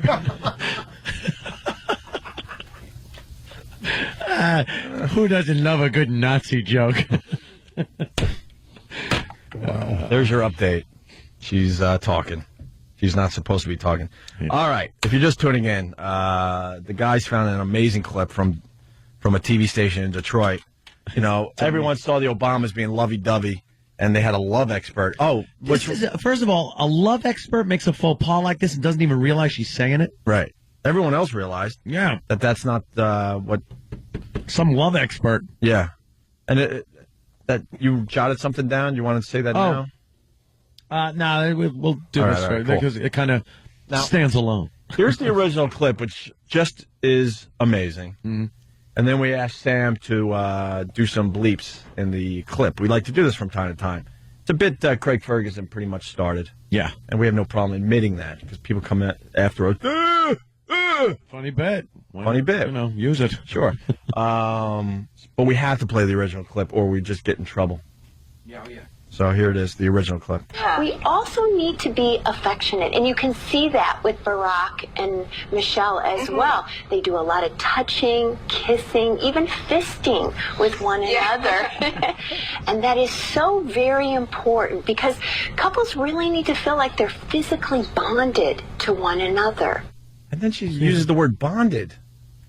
She certainly did, Opie. I know. I'm just saying. That's all we can say about that. Yeah. Just saying. That's all we could say about that.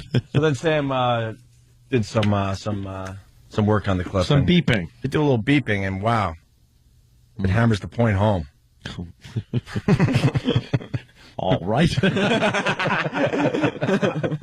I could say that, right? Of course you can. You just did. All right. We also need to be affectionate, and you can see that with Barack and Michelle as well. They do a lot of even fisting. And that is so very important because couples really need to feel like they're one another.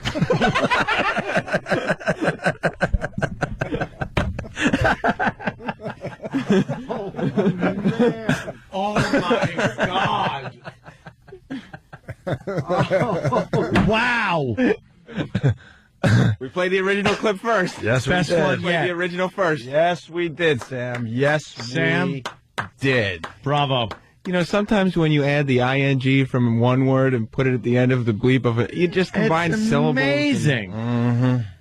Well, that's something. So you hate sex experts as much. You know what gets me is what it's like. You know what it is? What gets me? How do you beep something and it's worse than the unbeeped? Yeah, no kidding. It's just astounding. And just to bring it all home, because Steve Perry's celebrating his 60th birthday, so you take the Steve Perry Journey thing, you play off that clip a little bit, and right. You got that, Danny? And then you get this. For the Obamas.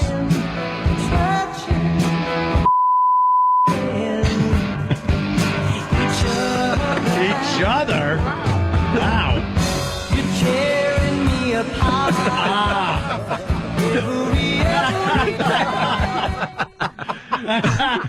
And scene. Right. Cut, print, perfect. And that's the brilliance of us, by the way. We're gonna pat ourselves on the back. We did all that on the fly. We don't need show prep. Show prep is for morning zoos. Show prep. Yes. Show schmep. That's right, Anthony. How's Vince? Good? That's right. No update yet. We don't know. Shut up. Okay. So the love expert thing. What were you saying there, Rich? Because when you see him on TV, you know what it's like. You know what it is? A love expert should be a hooker or somebody that comes in. Like when I was in rehab, the drug counselors that were ex-drug addicts were 10 times better and smarter than the counselors that went to school. Do you know what I mean? It's on-the-job training with your experts doing drugs or you read a book and all the gangbangers when they do the little chats with them. It's former gang guys that seem to have the most influence over them. You can't read a book, a sex expert, please. No. And I want to go back to the Journey song. If you could cue that up. Oh, does the song continue, Danny, or is that where they cut it? That's where we got it. Oh, because Kevin from Connecticut goes, guys, as funny as that was, the next line was, now it's your turn, girl, to cry. Oh, that's true. Yeah, there is a line in there. All right, sorry. Never listened to that song the same way. Yeah. Huh. Well, what is your the thing you jotted down? Oh, my little observation. I was watching Greta Van Susteren. Little Greta Van Susteren. How tight is her face these days? Well, I don't really pay attention to the way she looks. It was the story that was on. Okay. It's that little that murder of that girl by the hot mother. Casey and Kaylee. The mother that's my type or something. She looks like the last 10 girlfriends you had. No, oh my God! I just kind of find her. Boy, a little do you have a attractive type? And vulnerable. You certainly have a type, my friend. Find her a little vulnerable. Greta. You love the suicide girls. Yeah, what she's her Her last name's Casey. Anthony, by the way. Casey right? Anthony, right? Casey and Anthony. Kaylee. Which one's the dead one? The kid. I think Kaylee is. Kaylee is the dead kid. Kid was adorable too. And then, aren't give they it all? to your mom and then just go do what you want. They had clips of her on the phone from prison with her parents. Yeah, that was I saw pretty that interesting. Just looking at her all mad that she's, I'm in here, get me out. But that wasn't even it.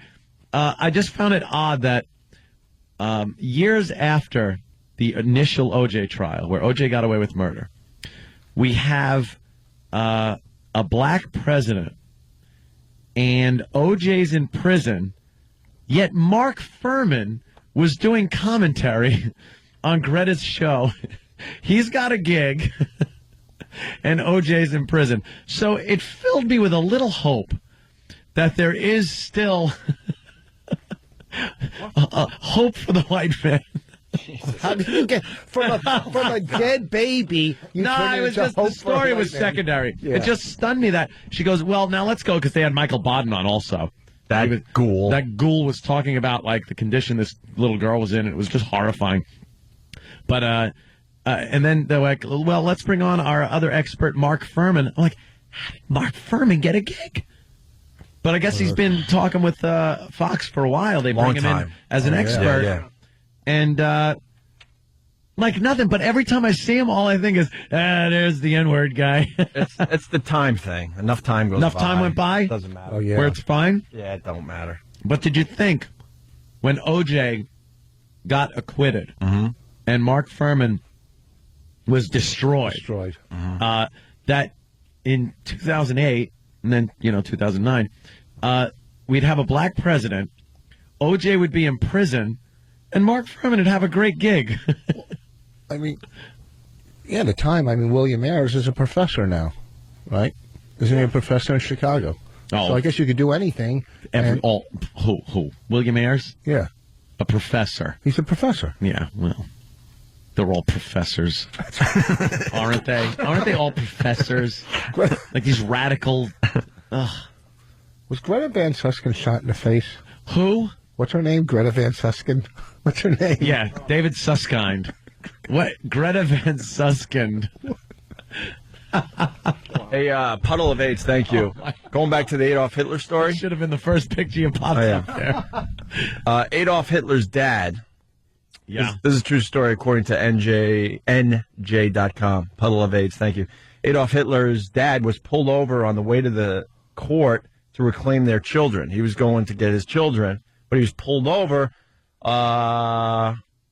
And wait, he was going to just update. Sorry, guys. All right, here it is. Adolf Hitler's dad was pulled over on the way to the court to reclaim their children and give custody to their grandmother. So he was going to do that. However, the grandmother was so drunk that the police gave a sobriety test. All right. So she likes to tip a few back. Family doesn't sound quite right. Andy. Let Grandma take Hitler. But she's very drunk. So this is in Jersey. Yeah. This isn't in Alabama. I know. When I first heard this, I thought it had to be some really backwoods down south. But Jersey's a huge state. Oh, yeah. Yeah, there's a lot of different... Jersey's got some problems. What are those people that live in the woods? The Pine Barrens? The albinos? Or the something. albinos that live in the woods. Albino midgets? Something. I don't know what it is. They got Jersey's full of freaks. They got some weird areas. Yeah, you go to South Jersey. South or North or South. Yeah. It's like... Here's the Jackson Whites. The Jackson Whites, that's right. Is there 5 of them? Whites. They live in the woods and stuff. And they have sex with each other, I think. Yeah, it's like some kind of X-Files serious. episode. It's really creepy. Yeah. Maybe it's a South Jersey radio contest. Where I don't know. Let's go to break. Wait, let me say Manhattan Comedy Club. Where's the Manhattan Comedy Club? I'll be at the Manhattan Comedy Club February 6th and 7th. It's a new club in Middletown, New York. But the Manhattan Comedy Club. Why don't they call themselves the Middletown Comedy Club? Because it's not as catchy as the Manhattan Comedy Club. But it's not in Manhattan. That's so true. It's up in Middletown. Okay, you know I'm just trying to help these club owners. They name their clubs stupidly. It might be a nice place, but if you're in Middletown, call yourself the Middletown Well, listen, Comedy Club. I've eaten in Subways, and it doesn't smell like piss in there, okay? It's just a name, stupid. All right? So it's the Manhattan Comedy Club in Middletown, February 6th and 7th. I'm telling you, listen to me. Right. You can go to the message boards, go anywhere. Any O&A fan that's seen Rich Voss on stage knows he's going to kill. You will never see the same show twice. I promise you, you'll leave having a good time. 845-346-4242. All right, very good. On the way, we have a story about a football camp hazing. These stories are always good. Come out one a year easy. God, they're so gay. Football guys love the gay. Love the gay. Yes. And then you got some other things. I'm looking at them right now. Good stuff. Stay there. Opie and Anthony. All right. Opie and Anthony. Thanks for checking us out this morning. That's it? That's all we get? That's all you get. What the F, man? What was today's problem? That's the only rejoiner. That's all you get. I'm sick of They're cutting back on rejoiner length for cost. I'm sick of our rejoiners. We got to freshen them up. Somebody from the Philly crew gave me a whole list of songs we can maybe use. Really? So we're going to go through that, yeah. Are they good? Hip it up a little bit, you know? Like hip? Like hip, In what way? pop, hip, bop, bop, bop, bop. I don't know, just some cool songs. So we gotta switch that up a little bit. Some quick hits for everybody. Anthony, I know you're very disappointed because you were hoping for the worst, but it's now coming out. No arrests, no injuries. Oh, I know. I read no significant property damage reported at the inauguration. Yeah, that's you were hoping that all hell would break loose, weren't you? That's what one cop per person will do. You know, I love how you can spin anything, my friend. It's perfect. I love how you can spin it. Can't say that about the Notorious movie. No, exactly. There you go. Yeah, how is 1.6 million people down there. Yeah. No significant incidents reported, but one lousy showing of Notorious. 3 stabbings, shooting, and 4 gold teeth stolen. You'd think the movie's in 3D. Wow, this is realistic. It's so... You go into theaters and there's metal detectors. Yeah, of course. Theaters. Mm-hmm. I don't get it either. No, all right. So you got that happen. Fidel Castro believes in Obama. Yeah, he hasn't blogged in quite a while, old Fidel. No. And he came out with a rousing endorsement for Obama. Mm-hmm. Makes me feel good. Yeah. The last friggin' bastion of pure communism is endorsing our president. You got to think any day now we'll be able to book our flights to Cuba. I hear the beaches down there are just terrific. Puffing on those Cuban cigars. It's just waiting for us. Nice. You lucky Canadians, you. Yeah, they can go down there anytime they want because no one cares. It's like, what's Canada going to do? Right.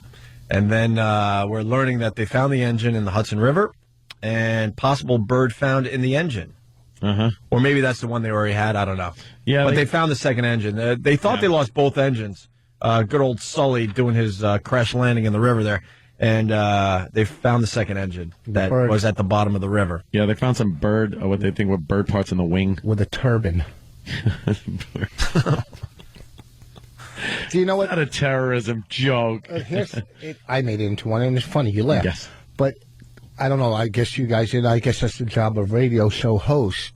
When this happened the day after. Yeah. This was a big story. But there were some radio hosts that really were milking it. You know, they were getting bird lovers on, and when a cat called into one station, it was ridiculous. Where, okay, the guy landed a plane. That's his job, to land planes. Okay, so he did it on water. In the water. Okay, on water. Yeah. But what you see the bottom of that plane? It was a wreck. It was a wreck. Yeah, the plane looks skidding great on the from water. The top. Yeah. But if you're one of those guys, it was no big deal. Oh no, he hit the water at about no, of course, the big deal. I think he was able to slow it down 120, 125. I think more of the big deal was the decision to land it there. Split-second decision. That was the deal. Was the decision? He made that decision. Not to go to Tito. You got to think he made that decision knowing that people would die. Yeah, he said it worked out great for everybody, but he's making the decision like, well, maybe less people will die if I could land this thing in the river or crash this in the river. I think that's where his brilliance is it was a decision. The landing, okay, it worked out. Yeah. You had to keep that nose up. I mean, it was... keep your nose up. It was quite Striker. impressive. Quite impressive. All I know is I would have been the one guy walking out of the plane they would have saw with a Louis Vuitton bag on his shoulder. Okay, that was not sinking. Dude, your gay bag, you would have taken that with you. That's what I got out of that whole Pushed thing. you in the water. That's what I got out of that. From now on, I'm not putting my Louis Vuitton above. I'm putting it right by my seat in case Keep it, right. So I could just pick it up and walk out on the wing. You know, I've been studying those pictures a little more closely the last couple of days. There were a couple guys that had their carry-ons as they're hanging out on the wing waiting to be rescued. Why not? If you got it. I usually put mine under the seat in front of me. Yeah. Yeah. That's why if something happens, I'm grabbing that. I guess you're right. I guess you would take it at that point. Roll my stuff in there. And also coming out today, the Hokey Pokey. Yeah. Is actually about doing cocaine, according to the son of the... When I read this is one of those dumb stories, right? Come on. I had the song going through my head, and I'm like, this has nothing to do with cocaine. Ugh. I know. When I try to get my cocaine, the guy never asked me to do the Hokey Pokey. Well, the way you dressed, sexy. You were doing the pokey.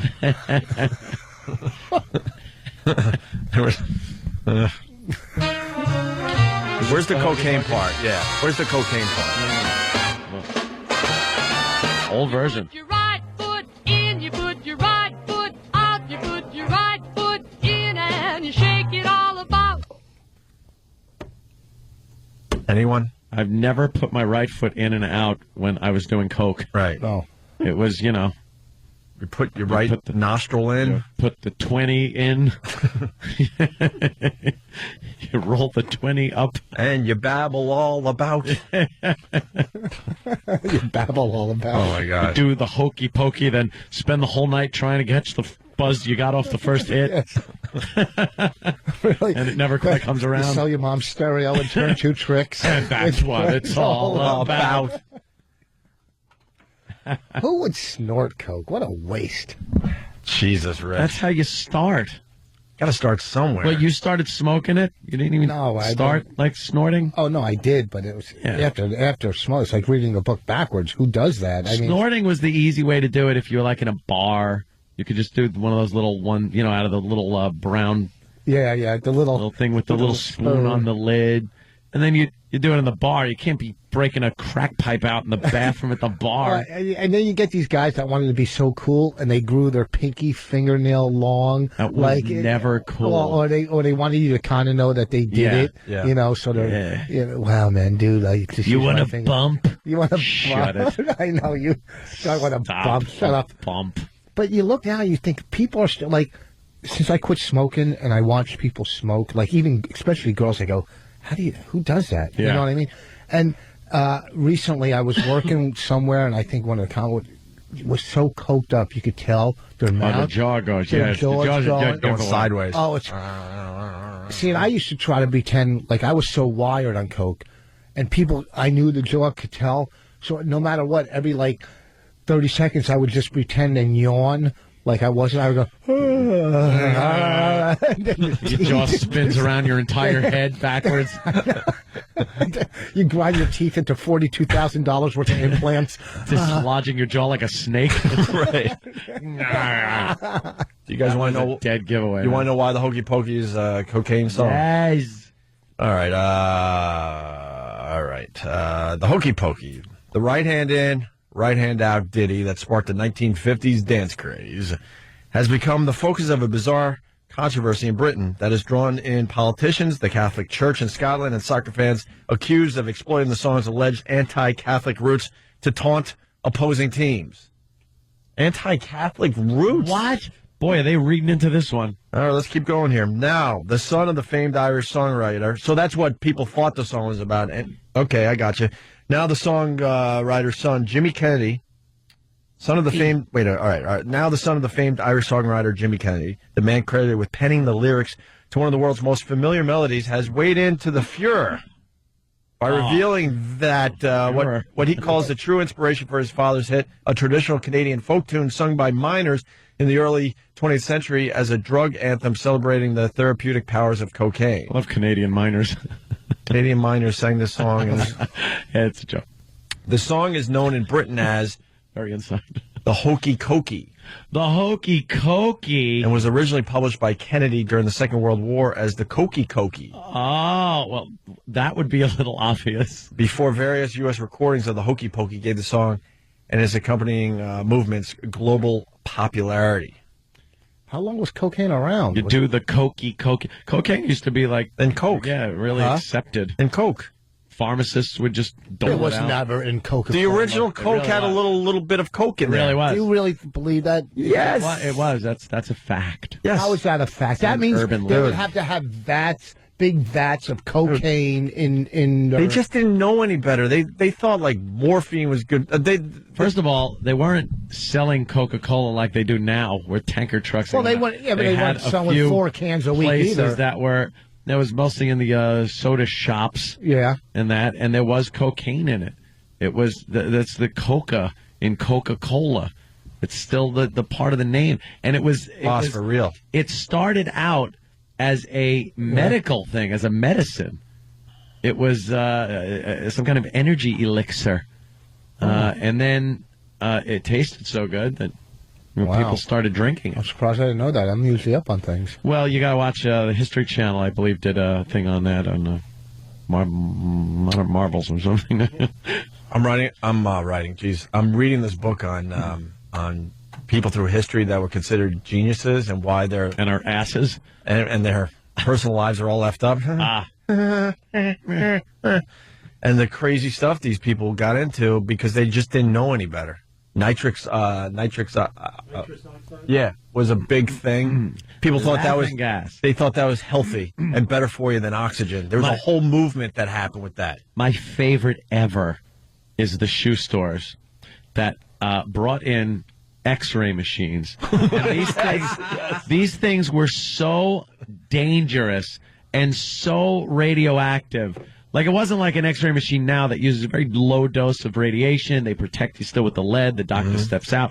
This was, they just knew that if you threw enough radiation at something, you could see through stuff. Right. So they put them in shoe stores so that you could look at the bones in your feet, and then the shoe guy would be like, well, if you look at this, we could tell you need this width of a shoe or different. They used it as like it was more of a kind of a conversation piece thing than real tool for a shoe guy. But it was, people would go in there all amazed. It was to get people in the store. And it was just leukemia. Kids getting leukemia like crazy because of these X-ray machines that if you even, I think everyone that worked in a shoe store back then died. Yeah. It's just irradiating everything. When you read up on our ancestors and you look at old videos, they were just dumb people. How did we ever survive as humans? Like Madame Curie, she wound up dying from radiation poisoning because she was just effing with the stuff all the time. Like that was her gig. We talked about the big, tall Abraham Lincoln hats. Big stovepipe hat. That they wore in the winter. How does that hat keep you warm? Yeah, what is that? I know. Like the heat that's coming out of your head, by the time it gets to the top of that hat, it's cold, falling back down and creating probably a cold front. There's a frontal system in the hat. Our ancestors killed animals because they were just bored. They didn't have the internet, but they couldn't figure out to get that furriness around their head and their ears to keep them warm. How stupid were they? Kennedy wore a stovepipe hat at his inauguration. He was the last president, so he was around until... he was a traditional guy. I think he was kind of like taking a page out of the... but they did, a lot of them did back then, still during these political hoopla, pomp and circumstance events, break out the old stovepipe hat and put it on. And that pretty much... It was for show, though. It wasn't for heat or anything like that. It was for, What was it for? Like, I'm a muckety-muck? No, it was the upper class would wear that. Oh, they would wear that? I don't know. I'm just saying this because I know. I remember in Oliver, like, the bums would wear it and the thieves, they wore it too. Well, thieves steal from the upper class. Yeah. That's like, people were so dumb. My mother was the dumbest. When I was a kid, I used to take a bath. Makes sense. I would bring the radio in You know, you plug in the radio. I am not lying. Okay, this explains it. I know. I would bring the radio into the bathroom, plug it in, and listen to it. But I would sit it right next onto the bathtub, and my mother never ever said. I swear to God, I'm not lying. Why would I make? And you know she was outside the bathroom with her fingers crossed. It's like, come on, I can't kill him myself, but if an accident happens, her ear to the door with her fingers crossed. That thing would have fell in. I could have got electrocuted. Not could have. I would have. No, you would have. I would have. Yeah, that would have been it. Yeah. Oh man. So what kind of parent lets you? I remember doing that, though, like with the radio, because all you had was like a big dopey radio. But I would keep it so far away from the bathtub. You're putting it right on the edge. It was either on the those toilet aren't next like to rounded and wet and slippery. Yeah, it was the old day bathtub, so it was flat. You know what I mean? Like the earth. Oh yeah. But see, you sure you didn't just crank up a Victrola next to it? She never said anything. Good mom. Yeah, that's wonderful. Well, like upset, she had fingers crossed.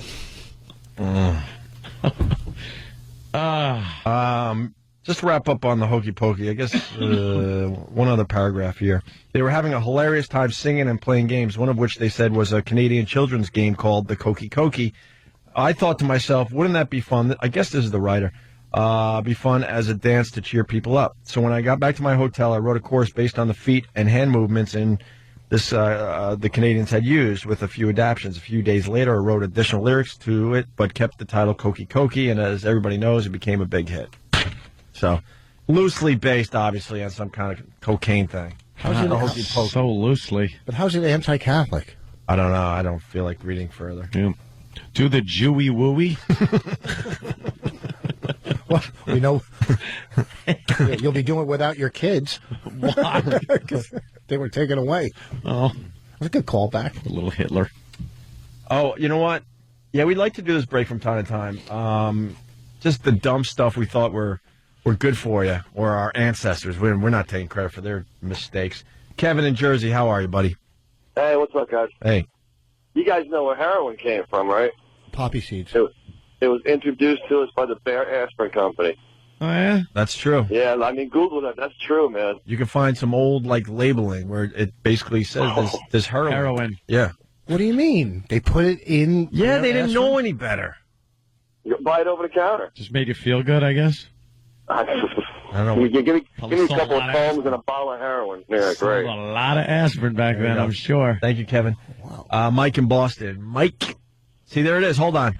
Bayer, why don't you do this one, Danny? What do you got over there? Oh, yeah, look at that. That's kind of tough to read, but it's Bayer Pharmaceutical Products. We are now sending to physicians throughout the United States literature and samples of aspirin, substitute for blah, blah, blah, heroin, the sedative for coughs. Yes. You have a cough? Take some heroin. Heroin hydrochloride. It's water-soluble salt. You will have... Call for them. Order a supply from your jobber. Yeah, it's harder to read, but basically it's a product by Bayer where you had the aspirin to help the headache and that stuff, and then the heroin helped you if you had a cough. Yeah, it certainly did. Just pass out. or a bad childhood. Yeah. Nah. Oh, wow. I didn't know. Wow. Stuff had to come from somewhere, you know? Had to be introduced somehow. So. Shrinks were prescribing LSD in the 50s and 60s. Well, that doesn't make you flip out even more. Yeah, you know. LSD is probably the worst thing for your mind out of all the drugs. Yeah, this one's actually a little better. It says, heroin is preeminently adapted for the manufacture of cough elixirs, cough balsams, cough drops, cough lozenges, and cough medicines of any kind. 1 ounce package of heroin, $4.85 per ounce. That's a lot of money, man. Back then. Yes, that's when I was in the mental institution, when I went on the 5th floor, because I had like an acid flashback or something. No way. Oh, you were in the loony bin for a little while. Oh, I was doing laps. It looked like One Flew Over the Cuckoo's Nest. I was there. Well, my friends, I was flipping. I was losing it, and my friends go, "Well, maybe he needs a vacation." So they drove me to Florida. We drove down. I couldn't. I got to go home. So we stayed the night. We drove back. Then I checked in. I never told you that? No. That I checked in. And I was there. Because back then, what it was major anxiety. And they didn't know back then what anxiety was. So they gave me like Thorazine and Haldol. These were the drugs that you gave psychotics. So I was besides anxiety, I was doing like the Thorazine shuffle. Like I would just walk in laps around the hospital, like real slow. And I met there was a girl in there, and we would just do laps together. It looked like two mummies just walking around. And then my friend came to see me, and it was like I was on the 5th floor in the mental ward, and my roommate came to see me, and I go, I can't have company now. We're going for a walk, right? Oh wow! They were taking you were us. bad. Oh, what do you mean? They were taking us for a walk, like that was a big thing because we were getting to leave the hospital and go outside. Sure. We went for a walk, and it just like it looked like, just 10 zombies walking down the street. Don't even get me started. I've been in that situation many times, being the visitor. Yeah. Oh well. Never, And I once had to stop my conversation because it was almost time for arts and crafts. Oh, I made a nice. What are you kidding? I'm like, can you finish up your conversation because arts and crafts start in 5 minutes. I made a little box, to put my cards in. Wow. You made in arts and crafts. Yeah, I made a box.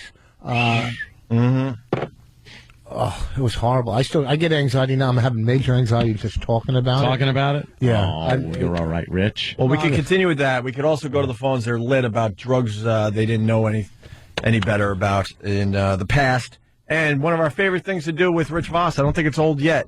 I got in my hand a pile of celebrities, and Rich Voss is going to tell us who they are after the break. Opie and Anthony. I don't think I'll ever get completely sick of this song. I was going to say, for the people out there, this is one of your favorites. I saw you sing this a couple times over the years. Yeah, it is nice. Let's say hi to Greg in Florida, and then we'll move on to other things, maybe. Although the phones are real good right now. What's up, Greg? Hey, what's up, boys? Hey. Hey, on my grandparents' farm, they used to have a radioactive vessel held about 3 gallons of water, and as kids, we used to drink from it because it used to keep the water cool on the hot days. Had a big cobalt blue radioactive symbol with a lightning bolt by the word. It's kind of messed up. And you drank out of this thing? That sounds good. Oh yeah. I've over the years it disappeared, but yeah, we used to drink from that thing constantly. They're old farmers, so they didn't know any better. I think the craziest thing I did growing up, and maybe a bunch of you are out there, you break the thermometer and play with the mercury. No way. Oh, yeah. Oh, yeah. Oh, that was... Yeah. And I think, I'm trying to remember, but in school they used to have a big thing of mercury, right? Yeah, they had a big beaker of it. Yeah. And what was that used for? Because you would kind of pour a little out in your hands, like, look how it just kind of like slides everywhere. It was just how you kind of learned about liquid metal. I think they actually allowed you to play with the mercury so you understood what it was, a liquid metal, right? I believe they also were teaching you how to make mercury switches for when you went to Nam. Is how it works, kid. Yeah, but I remember playing with mercury. Yeah. You try to keep it in your hand and mercury. And don't, if you swallowed it, you were dead. Yeah. How much of it do you Not need? much. And now they're saying that those light bulbs, the CFLs, in each one of those, there's enough mercury to pollute 6,000 gallons of water. Really? I got those all over my house. Yeah, they say they're... Those spiral ones? Yeah. They say the knee-jerk reaction to those is going to end up polluting our groundwater in about 10 years. So, welcome to the new world But you don't got to change them. They just last for a long time? Yeah, I wonder what Ted, the light bulb filament guy, would say to that. Maybe tomorrow we'll find out. Maybe we'll find out. Jot that down. Yeah. Film. Let me see. He only makes a couple a year. Original 7-Up had lithium in it? Oh, yeah? Is that true? We'll look that up. And we'll screen the calls as we move on. Rich Voss in studio. You're playing the Manhattan Comedy Club. Middletown, New York, February 6th and 7th. Okay. February. We'd like to do this bid. You want to explain the bid, Ann, with the celebrity thing? Oh, this is fantastic. Rich Voss looks at pictures of celebrities, from anything, entertainment, and the world of the news, politics. Sure. And for some reason has a tough time with the names. Rich, you're kind of known to not get people's names right. Right. You know who they are. Yeah, of course. You know what they do for the most part, but you just trip over the name. I have, like, in life, I have enough stuff to worry about than celebrity names. Like, I know. No. It goes beyond that because I can understand. Listen. I can understand having problems. You're busy. You can't remember this or that or the other. Yeah. But you are a butcher of names. Just in general, you say tortilla. Yeah, tortilla. Or however the hell you say it, right? And what was the other one? The famous one you mispronounced? Lean cuisine. Lean cuisine. That was it. You ever have a lean cuisine? See, the problem is that you guys don't miss things. Like the normal public, if you said, hey, you have a lean cuisine. It doesn't matter if they say it or not. They still think you're an idiot. Oh. they're just not being honest. We're nicer because we're being honest with you. You're pointing it out. Everyone else is secretly in their head going, what a dolt. Mike in New York, there's 2 really good calls, and then we'll try to get to the celebrity thing. We can't let these pass. Go ahead, Mike. Yeah, this is Mike from New York. How's it going, guys? Good, man. Yeah, listen, you were talking about mercury before. I remember as a kid going to the dentist, and the dentist used to give us a little small vial of the mercury, and we would play with it, we would bring it home and drop it on the floor, and it would break into like 1,000,000 pieces. Yeah. And then you push it all back together, and it would jump back together and make a bigger piece. Yeah, like T2000. Yeah. Yeah. And no one thought this could be a problem later in life. But I like. No, my dentist had a toy chest. There was never jars of mercury in it. Why would your dentist have... the dentist that gave away the toys? Yeah, I was a little suspect of them. It was in the fillings. Yeah. Yeah, They used to use mercury in the fillings. He knows everything. Well, that's why they call him stunt brain. My pediatrician, Dr. Fuchs, if you remember, she was the one that gave me the suppository when I was constipated at 7. Mm-hmm. She would give us our inoculation, our little needles, and then take the syringe part off. Isn't that the pointy part? Mm-hmm. Yeah. And whatever. She would just take that part off and then give us the other part with the plunger. Sure. And then you used to, suck up water in it and squirt it at each other. Yeah. And you're just running around. Yes, the needle part. Dummy. I'm a dummy sometimes too, Rich. It's like, what is the pointy part of a needle called? The needle? Yes, the needle. But they used to hand that out, and then I remember that. Yeah. I remember one time when I got a little older, and she gave me a needle. I was like, "Oh, can I have that?" She goes, "Well, it's against the law. Can't hand these out." They discovered AIDS. Yeah, man, my word. They discovered AIDS. Oh, that was before AIDS. Okay. Oh yeah. Let's go to Pittsburgh, Tim. Hey guys, how you doing? Polio or something was all over. Yeah. All these stories have a common theme. They all started out when I was little. What were our parents thinking? But when I was little, we used to play in the summer in this, what we thought was a strip mine. Well, the next summer we find out that it's this thing called a Superfund site where it was a nuclear dump, and Reagan had come in, and over the winter they had put in these 6 feet concrete barriers and buried all this stuff that we've been playing in for years. Wow. Oh my God. That's a good one. How do you sleep at None night? of us have birth defects. We all went on to have successful careers, so I don't know. It's going to be your kids' kids. Yeah. You know that, right? It's your kids, Marty. That's 3 years and 2 heads, nice. Like the 2-headed baby. Wow. Oh yeah, the monster. Yeah, the monster from yesterday. A lot of people checked out that video. It's terrific. All right, Tim, thank you, man. Watching out. And that leads to John New Rochelle. We're off and running here. Go ahead, John. Hey, how you doing, guys? Hi, John. My parents had a house in New Rochelle that was built around the turn of the century, around 1909, and my brother and I used to go in the basement, take these pipe covers off. Anthony can appreciate this. They were made of asbestos, and they were held on by little brass straps. We used to beat each other with them, these sword fights, and the place would just be a cloud of white asbestos dust in the basement. Oh, man. Big mesothelioma fight. They're not kidding. And nowadays you have to pay to have that stuff taken away because it's so toxic. Oh, yeah. They put They put a pressurized system in so none of it gets out of the work area. You can't even get near the place without respirators. How great is the visual, though? These guys are beating each other with it. And just cloud. the dust and the breathing it all in. Class action lawsuits around the country for people from dying from asbestos. Yes. Oh, that's funny, John. Thank you. Wow. Here's a regular to the radio show, and of course also a regular at F.H. Riley's. In the heart How of you guys Huntington doing? Village, 400 New York Avenue. My brother's fine restaurant. Super Bowl party there? It's looking good, yeah. Looking good. We might do Super Bowl party at a Super Bowl party at F.H. Riley's. What's up, Perel guy? How are you guys today? Pretty good, man. I got a beauty. Yeah. When I was 2 years old, they gave me radiation, the doctor, to shrink my adenoids, like the tonsil area of the adenoids. Yeah. 50 years later, I've had a pituitary adenoma. They took out my pituitary gland, all from the radiation. I've had thyroid cancer because of the radiation. I've had a parotidectomy where they took out my parotid gland, which is your, the little. Wait. It gets better. It gets better.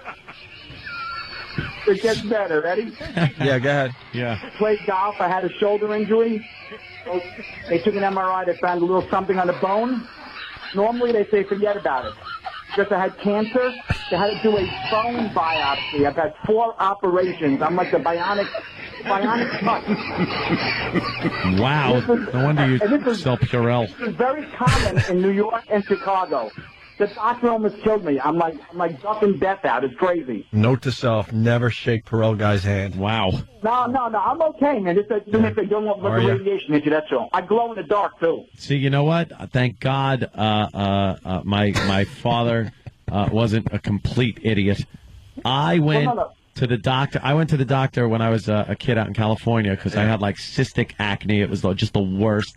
And this doctor, old Doc Esslinger, he goes, you know what? Fix that right up. X-ray therapy. Okay. X-ray therapy. He was going to stick my head under an X-ray machine and just radiate my face.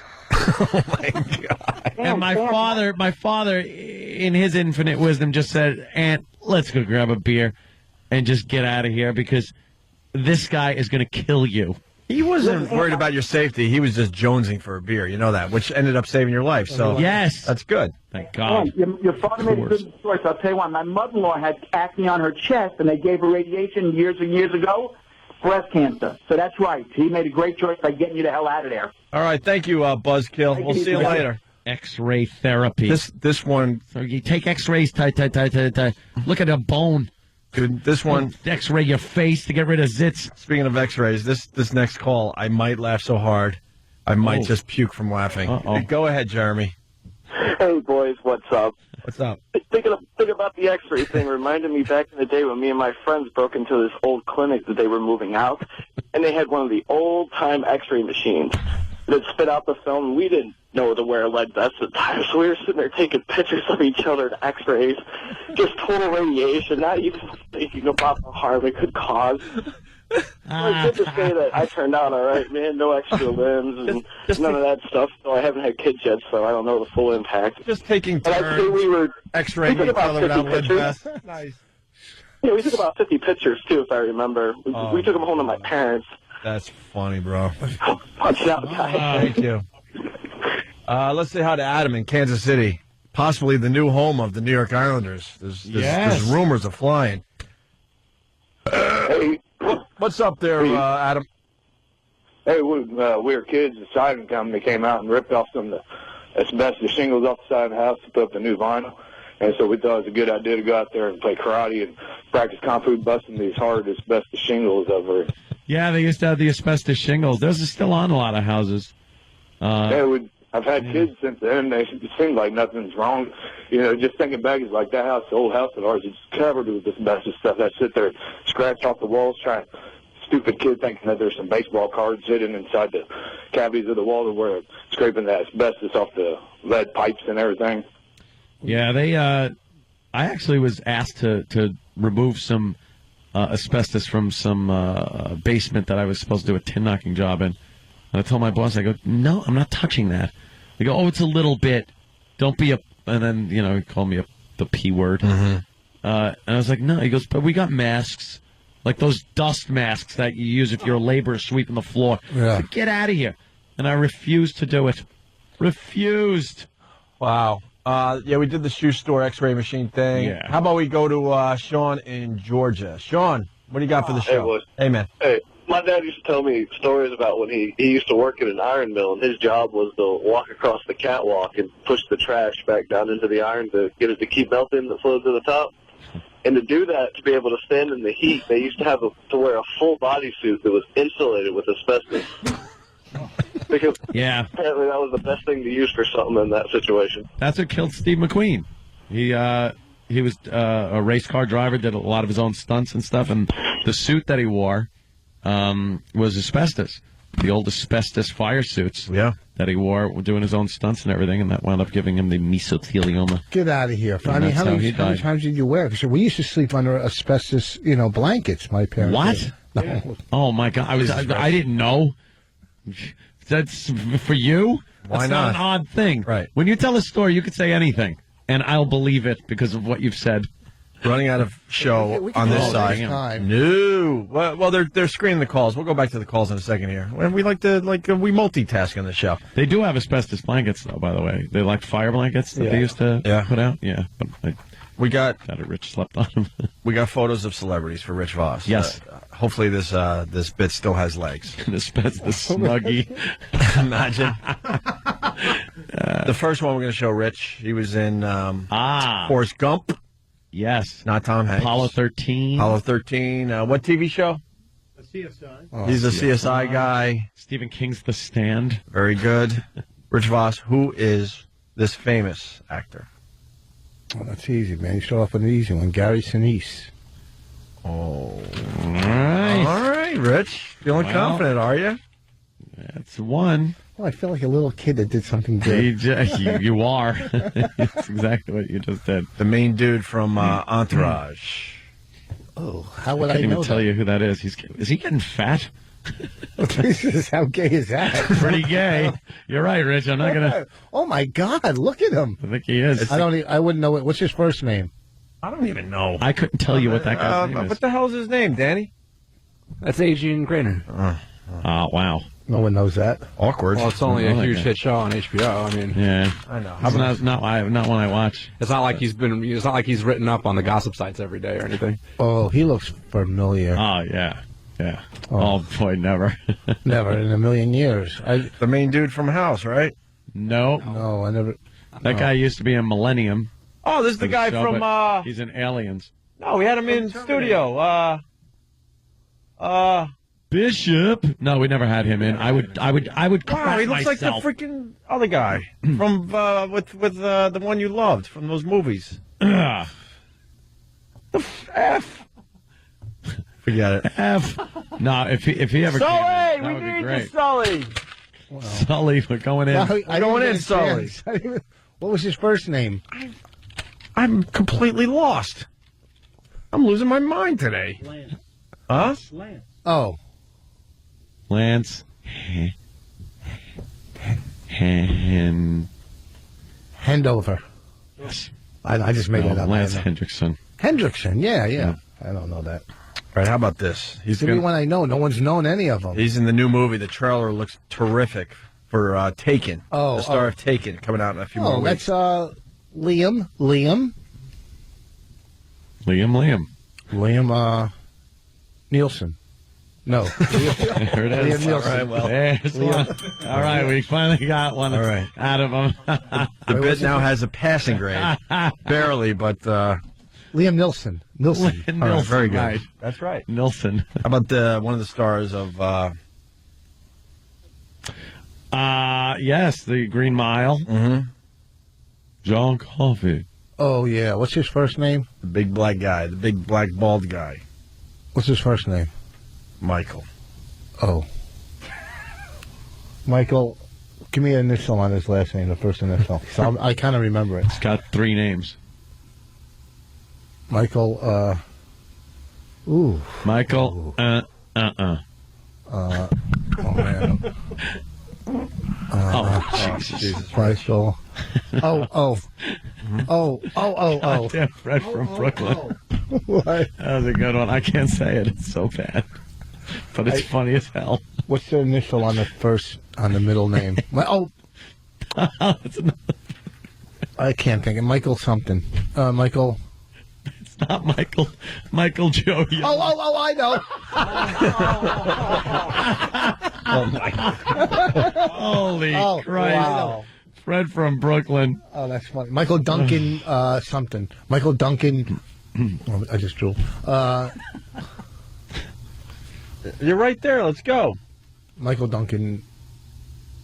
There's a middle name in there. Oh, I thought that was his middle name. No. Michael Sam Duncan. Michael Duncan Yo-Yo. Michael Duncan Donut. I don't know. Duncan Donut. Michael Duncan. You got. God, I wish Bonnie was here. She knows all this stuff. All this stuff. She doesn't. All right, that's very good. You got that one right. How about this guy died recently from Fantasy Island. Also, he was Khan. Oh, Jesus. Yeah, Roberto Montalban.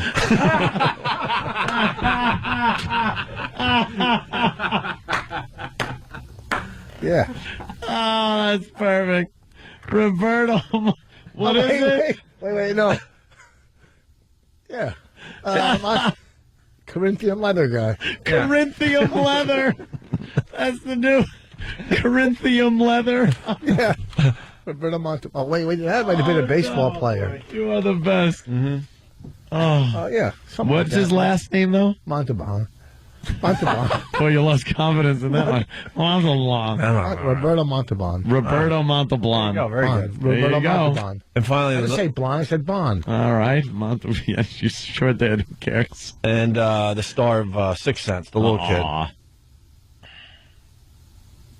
I never know. I didn't see the movie. Before he turned into allegedly a drunk. Oh, yeah? Yeah. He's a big kind of bruiser guy. Cuma. Of a three-namer. That's me. I know. You said drunk. I'm just trying to connect. Oh, I got you. Okay, it was a joke. Stunt, give him a clue. It's a three-namer. Mm-hmm. Okay, what's the first name? It's named after a comet. After a comic? Comet. Comet? Comet? Yes. Comet. Comet, not the cleanser. Not a planet, a comet. Yeah. Like, what's the difference between a comet and a planet? Name one comet. Holy Halley's. Halley, the Halley Comet. Halley. The Halley Comet. Halley Comet and the dance group from Harlem. All right. Halley's Comet. That's Ailey from Harlem. Mm-hmm. Oh, it is? Yeah. I know it's Halley. Yeah. Halley. Alvin Ailey. Oh. You're almost there. Let's go. I don't know. Who would know his name? I like when you... Everyone knows his clues. name. He's like pretty popular, or was. You know, Nobody who know his name now. Haley. Well, you got to give me an answer or something. You can't just leave me hanging. Oh, sure we can. Of course we can. 10 minutes from now, you won't even remember we did this. So You goldfish. You're like a dog. You have no concept of time. Yeah. Ask the Leafs to either get the mail or leave for a week. It's the and same they to that. greet you the same way. Right. Roberto Montalban. Roberto Montalban. Sure. Montalban. All right. We're getting close to wrapping up here. Dugan from Jersey. Dugan. Hey, guys. Hey, happy birthday to Jenny Williamson. Yeah. Oh, and your boy Will, he sucks. Will? Yeah, the sales guy. Why does he suck? We go way back. Oh. Any rate. No, but you guys were talking about, stuff that would screw you up when you were a kid. Yeah. And I grew up across from a hospital, and every year they drive around and spray out these white clouds of pesticides, and all the kids in the neighborhood would run behind the truck, and you couldn't see anything. You'd run into trees and fall down and stuff. You're just running in pesticide clouds. They would mosquito fog the neighborhoods. Yeah. We used to do the same thing, chase the truck down the street. That's brilliant. Oh, great. Very good. It was the best. All right, punch it out, guys. All right, maybe time for one more here. Mark in Westchester. Hey, what's up, Owen? How you guys doing? Pretty good, man. Well, check it out. My dad, I'm one of three kids. My sister is the oldest, I'm the middle, and my little brother is the youngest. My older sister, for some reason, got all the honors classes, everything. She's on the Hall of Fame in high school or whatever for being so studious or whatever. My dad, before my parents had my sister, My dad did not work at Indian Point Nuclear Power Plant, and for some reason, me and my brother are dumber than shit. And I think that might have something to do with it. I don't know. That's what me and my friends were talking about the other night. I'll confirm that. Yeah. You are dumber than S. Crap. All right. Wow. Yeah. It's like a documentary, that last call. Bad story. It's horrible. And topped off with curses. Well, look, it's Ron Howard. What's he talking about? Maybe he's asking for his Twitter name. Oh no, don't ask for it. You know? Yeah, but I don't have it yet. I got Opie Radio on Twitter, and I want Opie, but someone has it. He could take any Opie name he wants. I understand. If he wants Opie Radio, I'll give it to him. But right now, it's mine. Opie's acknowledged the fact that he is the second most famous Opie. Yeah, there's a lot of Opies out there. I understand that, but there's Ron Howard has to take precedent. Mm-hmm. So if he wants my Twitter thing, I'll give it to him. Opie Radio. I'll continue interacting with the listeners after the show. Up until Ron Howard takes the Twitter. Yeah, and then it'll be boring movie talk and hat talk. Award nominations. That's why he's on TV. Yeah, they just did the Oscar noms, and he's up again. And Frost Nixon, and the rest were Frost Nixon. He did Frost Nixon. Oh, yeah, him and his buddy there. Yeah, I never know what movies he does. And he shoved his little brother in there too. Clint's in there Clint's too. in every single movie he does. Tranya, Captain Kirk. It was like when he was a little kid, and then he was in Gentle Ben. Remember, it was a few years ago, maybe close to 10 at this point, MTV Movie Awards, they did a whole piece on Ron Howard's brother and gave him an award. And it was a whole goof thing. Yeah. But he was treating it like it was real. Yeah. But it's like, dude, they're goofing on you. They gave him a Lifetime Achievement Award for having cameos in all his brother's movies. Yeah. Really funny, man. But we are very much alike, Captain Kirk. Both proud of our ships. They dubbed some voice in on him. A few of our favorites did get nominated. Robert Downey Jr. got for supporting actor for Tropic Thunder. Okay. And, of course, Heath Ledger's in there, too. Oh, by the way, you do know that the guy that we talked to, the Lost in Space robot guy. Yeah, you weren't dead. here. We wanted to do a whole thing on it. Yeah. Bob May. And then just the other night, I watched some bad show that must have been on in, like, the 80s. It was a Lost in Space reunion thing. Or no, it was probably in the 90s, 95. It was horrible. It was douche-chillingly embarrassing. Yeah. And I was watching that, and that kind of reminded me, because they showed Bill May. I was like, or whatever his name is. Whatever. That guy, the little robot guy. I'll have to go check that out. And here's a quickie. Mark McGuire's younger brother, what a douche. Really? What a douche. He's shopping a book, Mark McGuire's brother. And basically saying, yeah, my brother definitely did steroids. I introduced my brother to steroids, right? I want to make sure I get that right because this is a bit controversial today. Wow. What a douche. Sellout. I'm sure, he did very well because of Mark McGuire's fame and fortune. How desperate do you need to be famous where now you're shopping a book and calling your brother out like that? That is low. Man, he's just selling them out for cash because he's not going to make them. He's doing it for cash. Why doesn't he just call his brother and go, give me some money, lend me something? A little uncomfortable during the holidays. That's just that's just so lame, man. So effing lame. All right, Rich, where are you going to be? We got to get out of here. February 6th and 7th, Manhattan Comedy Club in Middletown, New York. 845-346-4242. Okay. Manhattan Comedy Club. It's a new club. It's really nice, I heard. Ooh. Really nice. Okay. Good job today, Rich. Thank you. That was kind of fun. Very good job today. Thank you. This is a compliment. Thank you. Yeah. Good job. I didn't step on anything. I learned one thing today, though, that whole freeze and let the bit play itself out. Yeah. Oh, yes. That's a good thing. I gave you a little lesson during the break, didn't I? That's a good Gave you a little thing. of my knowledge. You learn something because... It's called a standalone. Yeah, standalone.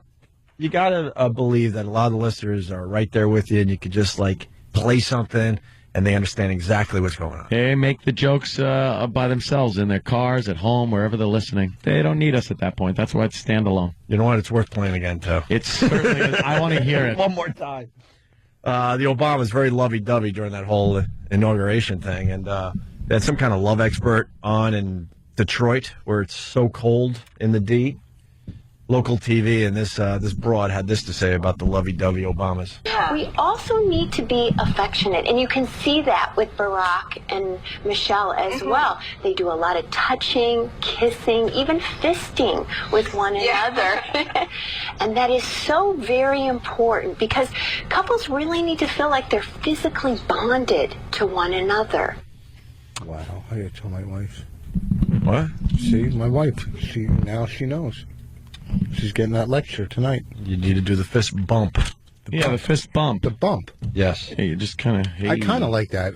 And what the hell, because it's right here in front of us. Sam took that audio. I think it's worth another play today. One more. A couple beeps, and wow, it gets very outrageous. We also need to be affectionate, and you can see that with Barack and Michelle as well. They do a lot of even fisting. And that is so very important because couples really need to feel like they're one another. Yes, they do. With that, we'll see you tomorrow. Later, man. Thanks. Hey, I loved you in Mary Poppins, by the way. Thank you. I love Miller. You love Miller beer? Of course. Yeah. I prefer it in the can. I'm so happy and gay today. Yeah. Less filling. Tastes great. Do you like it in the can? Like what in the can? Anything. Don't you know? Well, I like the taste of beer in the can, sure. Sure. I have bottles here, though. Yeah. Let me get my friend and open it up. Bend over. Oh, yes. Oh, another refreshing beer. Actually, my favorite. I prefer Heine's. Nothing better than popping a Heine, don't you know?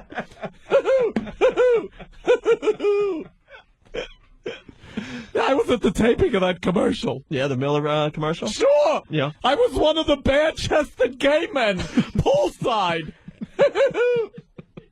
You should have seen the pool when we were done with it. It looked like egg drop soup. Come on. Looked like someone dumped tapioca into the skimmer, don't you know? Well, let me crack another bottle. Oh! I did that one myself. Yeah. Now let me open the one I really like. Yeah. Pop another Heine. Oh, you know the one beer I hate? Huh. Bush. I hate Bush. It stinks. I hate it. Has that skunky, A skunky aroma, don't you know? Oh, man. Frolicking by the pool. That's what they're saying in the ad, yeah. Playing volleyball, don't you know? Correct, yeah. Watch my serve. Okay. I'll bend over. Oh, look at it go. Watch me put this bottle in here. Oh! You see that? Watch now, a 40. Oh, don't you know? Oh, look. Now I'll sit on this keg. Oh, there it goes. Oh, don't you know? Here, look, now a huge tanker. Look. Hey, it's not going in, look. Oh, I'm still tight. Oh, wait a minute. Whoa! Drink up. Oh, I think I'll have another.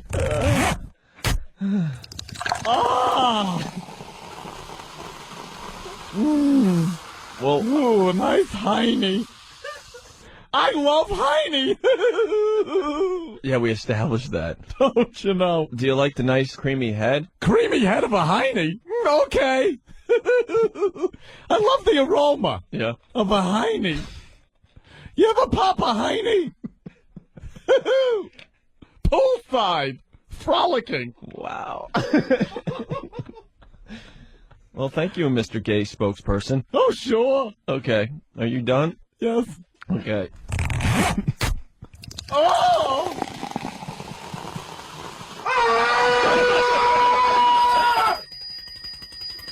It's the Fudge Man! Hi, everybody! It's Bruce, your fudge man. Who's the first one to try one of my fudgicles? There's a big white truck on the side of the road. As he cracks a smile, he says, Fudge back, yeah, yeah. Bending down the Hershey Highway. Better lick it up right away. Hurry for the fudge melt. I got Ben and Jerry in the back of the truck. We do push-ups, ice pops, and the fudge pack. I'll give you the soft serve, you give me your money. So hurry up and bring your rock hut sunny. The fudge pack is a big white truck where you can wear your leather. Fudge pack, baby. The fudge pack, baby. I'm sorry, I couldn't hear you. What do you want? Wait, let me just bend over here a second. Oh, sure, we have that. Just come on around back.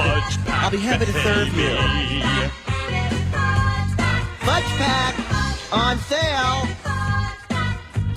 It's Opie and Anthony, and I believe the gay spokesperson is still in the studio. There he is. It's come to my attention through the instant feedback. Yes? There's another story in the paper that maybe you could comment on there, sir. Yes? Little Rock, Arkansas. A man used a cigarette lighter to peer inside a gasoline can, setting off a fire that destroyed a mobile home and critically burned a friend. Oh, you never use lighters in a can. That's silly. All kinds of gases are built up, don't you know? You can shoot things right out of there. Did you ever hear about the gerbil? Yes. Sent it flaming into someone's face. In retrospect, lighting the match was not a good idea. Yeah, that one. I think we all have received that email by now. True story. Well, he had this cigarette lighter. He was peering inside a can. Oh. And he ignited the fumes that were escaping the can. Oh. And once he ignited the fumes, he dropped the can, he slung it, and threw it on the floor. Oh, that brute. That sounds like fun. He suffered minor burns on his hand. Mm. I love cans. Okay, thank you. Sure. All right.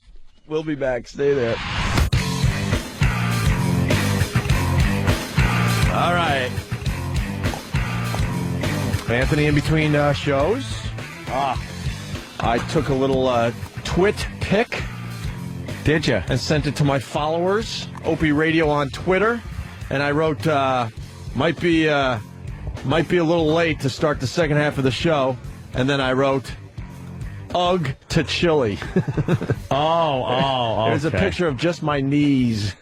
No, you took a picture from the crapper? Yeah, and there was a nice picture of the Obamas on the floor for inspiration, I guess. I don't know. Oh, like the newspaper was down there? Happened to be there. I did not set up that shot, I swear to you. Of course not. But the other reason I bring that up is I had the place to myself last night because my girl's going back to school. Aww. And she's going to finish the, I was going to go with a high school joke, but Sully saved me. Thank God. Sully. Good old Sully can Sully's land sitting anything. right on my shoulder. But I told you the History Channel, because of you, I'm watching more and more. Oh, it's great. And I love president crap. Yeah. I love watching stuff on the presidents. And you were telling me about Lincoln. Yeah, they had a good Lincoln one. I don't think we mentioned this on the air, but you said that they showed actual pictures of Lincoln. Yeah, photos. Where he was being sworn in pretty much just like Obama.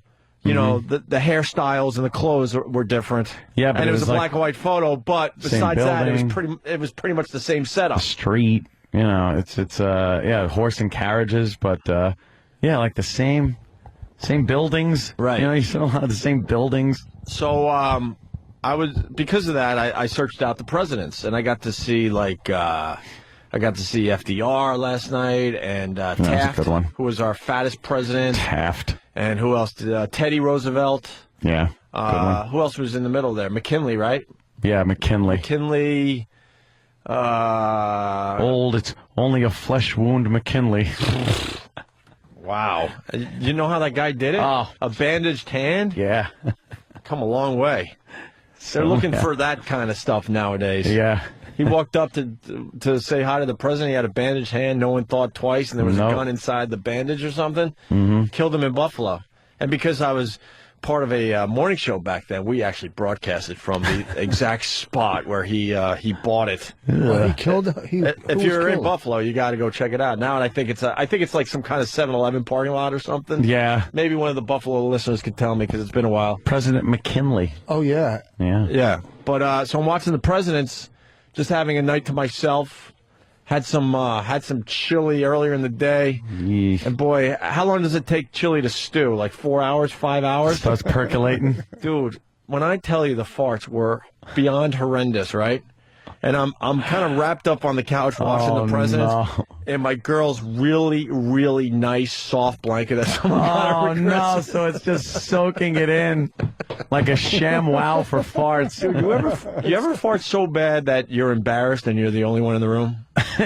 For real, like you're completely embarrassed, Like, and you know that? no one is even around to smell this thing. It's good when that happens, though, because then you know how bad it is. So if you're around somebody, you don't do that. You ever do it so bad you have to check? No, these are those hot air. Yeah, thank you, Aunt. The poofy hot air ones, where I knew it was so bad that I was wearing my sweatpants, my brand new ones, by the way. I had to get rid of the old ones. Oof. And I would like lean to the side, and then I would like pull the sweatpants away to give some room between my. All right, you were enjoying them. No, I was trying to protect my sweatpants. Oh, so I'm sitting there and I'm wrapping up the presidents, and my girl comes in the front door, and all hell broke loose immediately. What the hell have you been doing the last 2 hours? Are you kidding? I was She walked mortified. in and knew immediately. Right. You'd gas the entire place out. Screams, and you're using my blanket. How could you do this? What am I supposed to do? I don't know. Have some decorum. Dude, I live in an apartment. Like, you live in a house, so I understand. Like, when I used to live in a house, when I was like that, you go outside every few minutes. Outside? Why not? Well, if you have a young lady around, you might not want to stink the entire house. She on. does it. My wife will come and sit on my head and do it. Really? You're at that stage. You're so close to getting divorced. You're so close. How long have you been married? Dude, why? I'm still in the stage where my girl has not farted in front of me, and I don't know when she takes a dump. I have no clue. No idea. I know when Bonnie does because the door's open. Really? Oh, my God. You guys are doomed. Yeah, you're doomed. That makes you doomed? Doomed. Does that make you closer? No. No. Any expert would tell you the best thing you to do if you're in a relationship is to get separate bathrooms. Oh, we do have yeah, well, we talked about that. Start yeah. there. But, no, and I'm not even joking. I have no idea when my girl, dumps. No clue. I have no idea. No idea. And she's eating the same spicy crap I am, and I'm having a major issue. I can't, keep that air. She's taking her time, probably taking the pain and everything, just to make sure you don't have to go through that. And it's a true story, because I did try to do the right thing, not last night, because I'm like, yeah, obviously this is not good for a relationship to be stinking up the entire room. She smelled as soon as she walked in the door, and she had a nice walk to get to where I was at. Nice, crisp, fresh, cold air outside to really cleanse the receptors in your nostrils, and then you walk in that room. Yeah. Oh, it just nails you in the face. I used to stick my butt out my window. But the problem with the New York City apartments, especially if they're childproof, a goose fly in there like an engine. Especially if they're childproof, they don't open enough to really get your ass out the window. Oh yeah, but your butthole's only this big. Well, you got to line it up a little bit. I understand. When you I mean, my lean- window's literally open maybe 4 inches, maybe when you 5. lean I don't know, to do something it, like that. I always think about this. Every time you lean, if you don't lean, what will happen? Will you blow a disc, do you think? I mean, what's the, when you lean to pass gas, you know how you lean, you lift your... Right. because everybody does. Will it not work if you don't lean? I've never tried it without. Could you blow something or something? You know what I mean? What, you don't lean to the you side do or that something? so the one cheek sneak? So your ass isn't plugged. It'll just squish out somewhere, but yeah. I don't think you'll blow anything out. It's just a way to get it out. Nah. You can't get it out if your fucking asshole is plastered against the chair. You know, you got to kind of give it a little room. It comes out with a rumble. I love wooden ones. Anthony, on instant feedback, Crisco from Whackbag, a regular. Opie, she's 30 years younger than you. Her body could still handle solid foods. Oh, that must be. Thanks, because you don't think that thought went into my brain? John W. from Hoboken. Opie, she's 16 and is healthy, while you're a little older. He writes little in quotations. And your body does not work as well. And she bought the chili. I'm like, you know what you're doing. I did tell her that yesterday. I'm like, you know, I love chili, but what are you doing? You know this is going to be a problem later. It's like giving the dog chocolate. It's going to be a problem. They're going to love it, right. but it's going to be a problem. That's a great observation. We used to do that. Oh, my parents would be pissed. Why, what happened? Immediate diarrhea. Yeah. Oh, really? Immediate. Dog will Tried it home. just It's hilarious. fucking paint your floor, walls, whatever the hell. I don't know why, but immediate. My dog used to eat squirrels and come in the living room and throw them up, and you'd see like all the Squirrels? Where the fuck were you? Wait, eating It squirrels? was a beagle, so and it would come in hunting and dog, eat yeah. squirrels and you'd throw it up, and it'd be a pile of furry, mucky, dead squirrel. Hey, That's disgusting. and I had you want me to remind you, they play a couple bits in between shows. Oh, yeah. And if you hear a bad one, you should still stick around, because that means we're going to beat the crap out of somebody. Yeah. What do they play that you didn't like? I came in, apparently, because somebody was so inspired by my 2 seconds of Ed Wynn that I did this morning. Literally we were talking 2 about, seconds, too. Carolyn Kennedy. Right. Saying, you know, all the time. She was like, you know. So I was like, 2 seconds. It inspired somebody to play a Ed Wynn bit that I had done and gone on for a long time with. I gather it was funny when we did it 10 years ago or so. Yeah, you got to put it in perspective. Yeah, you got to put it in perspective. The material, the time, who we were, who the country was different. Whatever. Right. But I'm listening to it going, this is so dated, so fucking old. And then it went into a Love Shack song parody to Love Shack. Obviously, I just did it again. But it was a parody called Fudge Pack. How old were we? I'm sure at some point in our careers, like, that was funny. And Well, back when we were doing the show when we were in third grade, yes. Yeah, That was exactly. a great bit that we did. But to play it now is like, who the fuck put that on? Like, it was, for me to listen to it, I was getting douche chilly like when we play our first show. Right. Like, it's that kind of like, oh, God, there was a time for that, but we're kind of past it. You know, it's. You ever wish you had the power? Because, the replays. Yeah. You hear a bit or something you're doing on the show that, we're not. We know when we're bombing and sucking and all that crap. And I'll run, and I can't get to the radio fast enough to turn it off. Don't you wish you had the power to, like, turn off the entire channel when you're just shut the whole channel off so no one chills? can hear it. So no one can hear it. Ah, here he is. It's E-Rock. Way now, to go, E-Rock. Way to go. E-Rock, I hear you're the guy. Yeah. You're the guy that approves all these. Why would you pull something out that's so old and dated? I think I was talking about Bush, like, being elected. Wow. And I think it was the first election. Like, that fucking shit was old.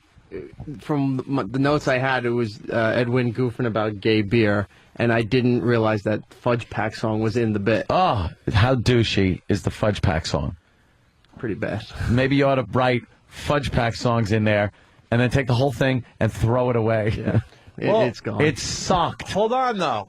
And Fast Freddy and Redding said that Fudge Pack, that was pretty bad, but the Ed Wynn stuff was hilarious. Really? So maybe you do I'll a pull little. the other part out. Maybe you do a little surgery on the bit. Okay. Maybe, I don't know. I didn't hear it, unfortunately. But and the other thing Straight Dick from North Carolina. Straight Dick? My Twitter, my phone, everything went nuts because the replay got effed up yesterday. Oh. And it was very suspicious, and I want someone to just tell me the truth. When you were ranting about Obama like you like to do, yeah, the show just and went to a really old Jimmy Fallon bit yesterday. Get the fuck out of here, and then came back. Oh, yeah, actually, I got word from the Philly crew. They called, like, from all their jobs, like, what the fuck? That's the first unless the channel went out and it went to the backup loop. That's the only thing I know. I bet somebody didn't like the material and just flipped the switch. That's what we're wondering, because it's conspiracy theory time. But I mean, that and ranting and raving about that's Obama. That's the first I'm hearing of it too. I didn't cut anything out. No, I wouldn't think anyone would cut it, but it's probably it definitely happened. Trust me, that is a definite. It could just be anybody that didn't like what they heard and decided, I'm going to just. Well, or I mean, it could just this be the channel. going This down. channel has had a few problems in recent weeks. So Yeah. if the connection between here and DC does crap out, and it has, there's like these backup bits that they default to that are in DC. So that potentially could have been one of them. We'll find out. And people saying the timing was a little suspect. Little suspect. Hey, we just said try the chocolate thing with the dog. Well, we got a vet like panicking. He called up immediately. James in Connecticut. Hey, how's it going, fellas? Hey.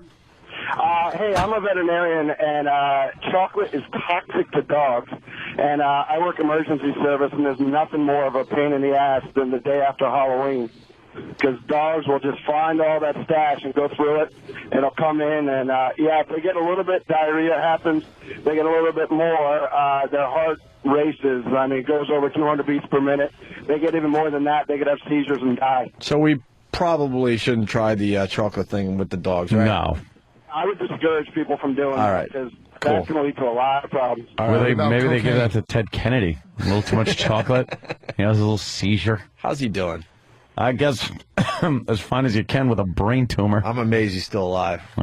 I'm just amazed. Because he's a Kennedy. If he was on public friggin' funded welfare health care like Obama wants to put in, he'd be dead already. Guaranteed. He wouldn't be able to use that Kennedy money to get the best doctors. He'd be waiting online. Whatever. Be like everybody else. Socialize medicine and see what happens there, Teddy. You'd be in the fucking ground already, rotten. Dude, that's such a celebrity thing, too. I mean, the classic one was Mickey Mantle with the new liver? Yeah, with his liver, fucking drunk. Fucking drunk. His liver went out because he was a drunk. He gets a new liver, and he fucking almost wears that one out. Almost. He didn't last too much longer after the liver. I mean, that was a nice liver for somebody. Someone else could have used that liver. This just in, John Boy and Billy in North Carolina. We love E-Rock's selection. So, okay, that's good. Oh, boy. Great. A little radio abuse there. The nominees for the Oscars are out. I wasn't going to do this list, but there's some...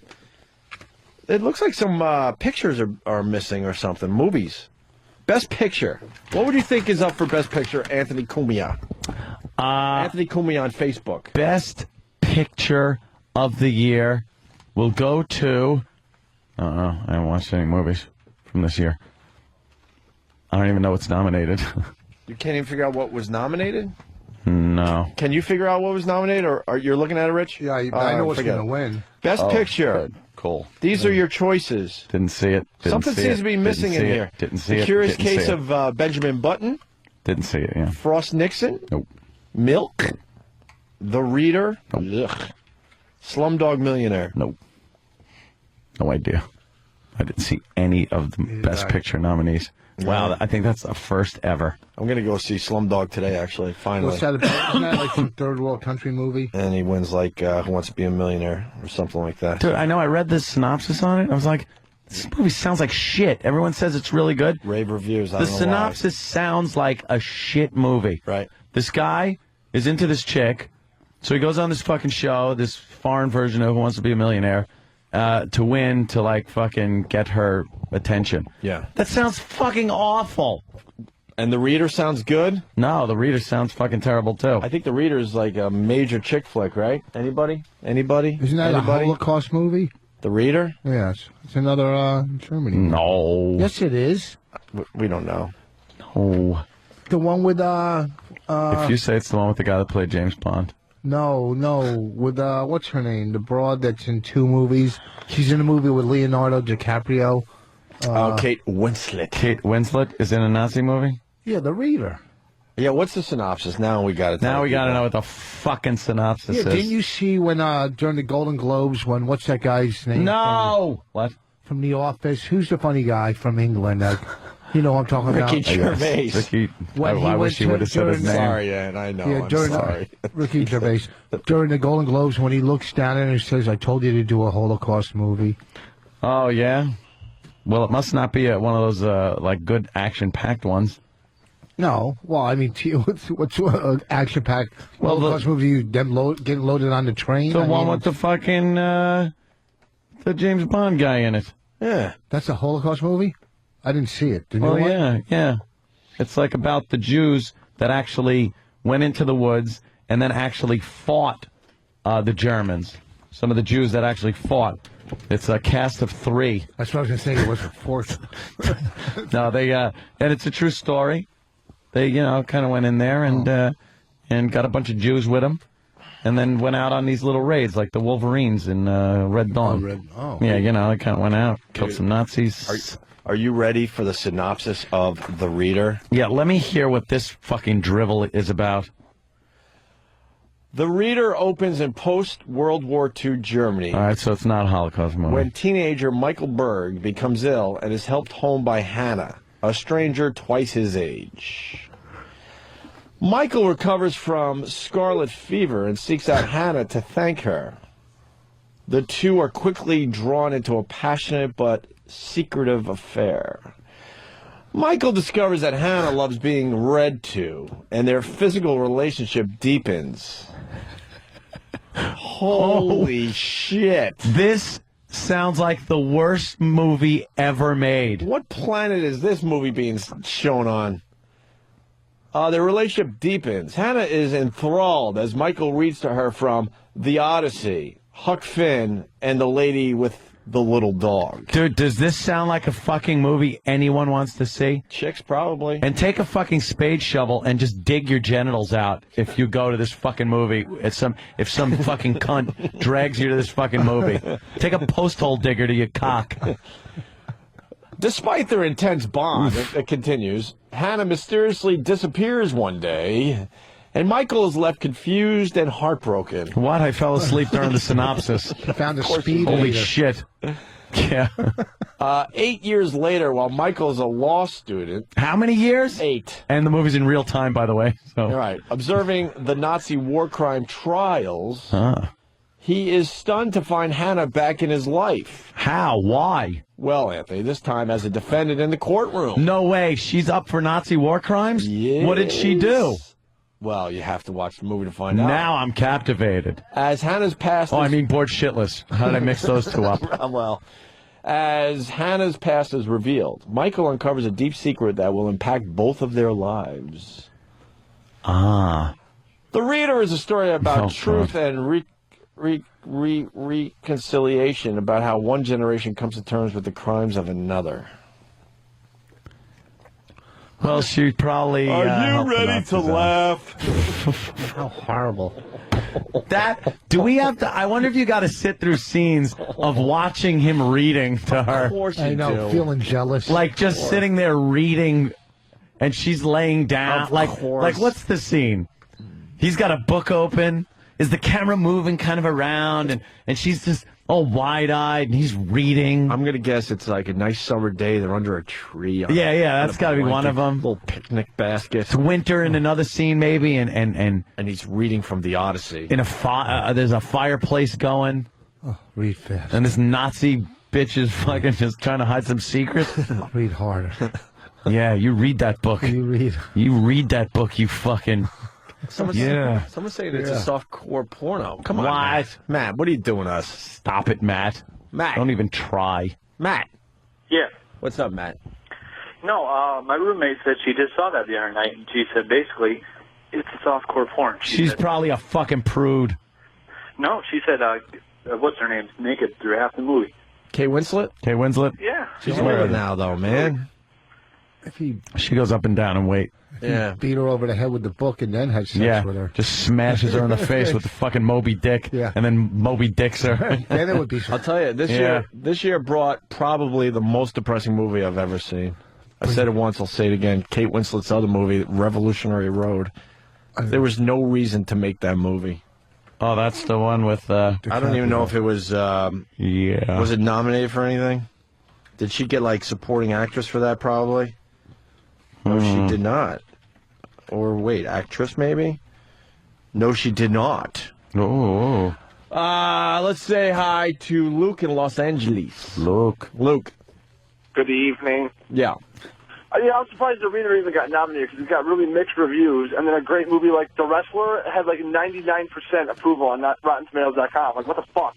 Now, I like The Wrestler a lot. I wouldn't say it's best movie of the year. I think Mickey Rourke was exceptional in the story there. Yeah, and you're right, man. Revolutionary Road was fucking terrible. I can't believe there was a Sam Mendes movie. I mean, the guy made some great movies. Revolutionary Road stunk. Dude, I don't know what we did. Like, we went to the theater. I mean, a lot of us do this. You go to the theater hoping to see something. It's sold out, and then it's just potluck. I don't know. And we went into Revolutionary Road, and boy, we were so depressed after that movie. You mean the movie was depressing, or you were depressed because it stunk? Dude, it's about... you're stupid to have any kind of hope. Is that it? Yes. Oh, it's just they hammered the point home. Oh, this is the your life sucks. Don't hope for anything better. Just deal with it. Back in the where they're getting divorced or whatever. That one, right? Yeah. It's horrendous. Oh, is it? Do not go see that. No. Well, someone saw The Reader. Sean in North Carolina. Sean. Hey, boys. Yeah, I did go see The Reader, and the best part is when Hannah... Exactly. Beautiful, my friend. So, best picture, those are your choices. That's it. Milk, Frost Nixon, The Reader, Slumdog Millionaire, and The Curious Case of Benjamin Button. Actor, Richard Jenkins is up for The Visitor. What's that movie about? The Visitor? Maybe we could turn some people onto some movies here that we All right, let's get a synopsis for The Visitor. And then you got Frank Langella from Frost Nixon. Doing a horrible Nixon, by the way. Everyone's talking about how great he is as Nixon. Yeah. He doesn't sound like him because he's got like an English accent. And he doesn't really look like him. He's Frank Langella. That's a tough one to pull off because Nixon was such a unique-looking guy. You know who fucking did a good job, which is odd, because he doesn't really look like him or sound like him, and he's English, is Hannibal Lecter. Yes, Anthony Hopkins in the movie Nixon.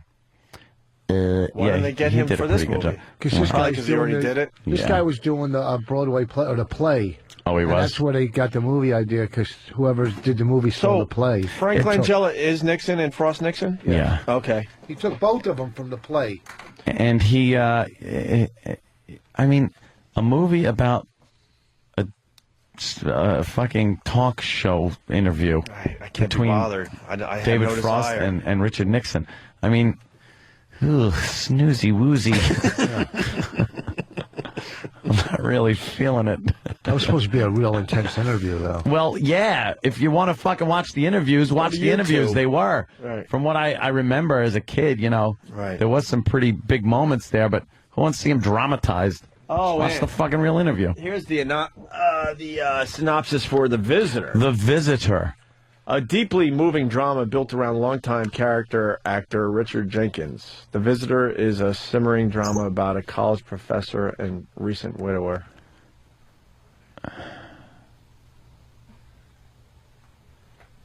And? Well, and there's like spoilers and stuff. Who gives a shit? All right. I thought you were going to go there.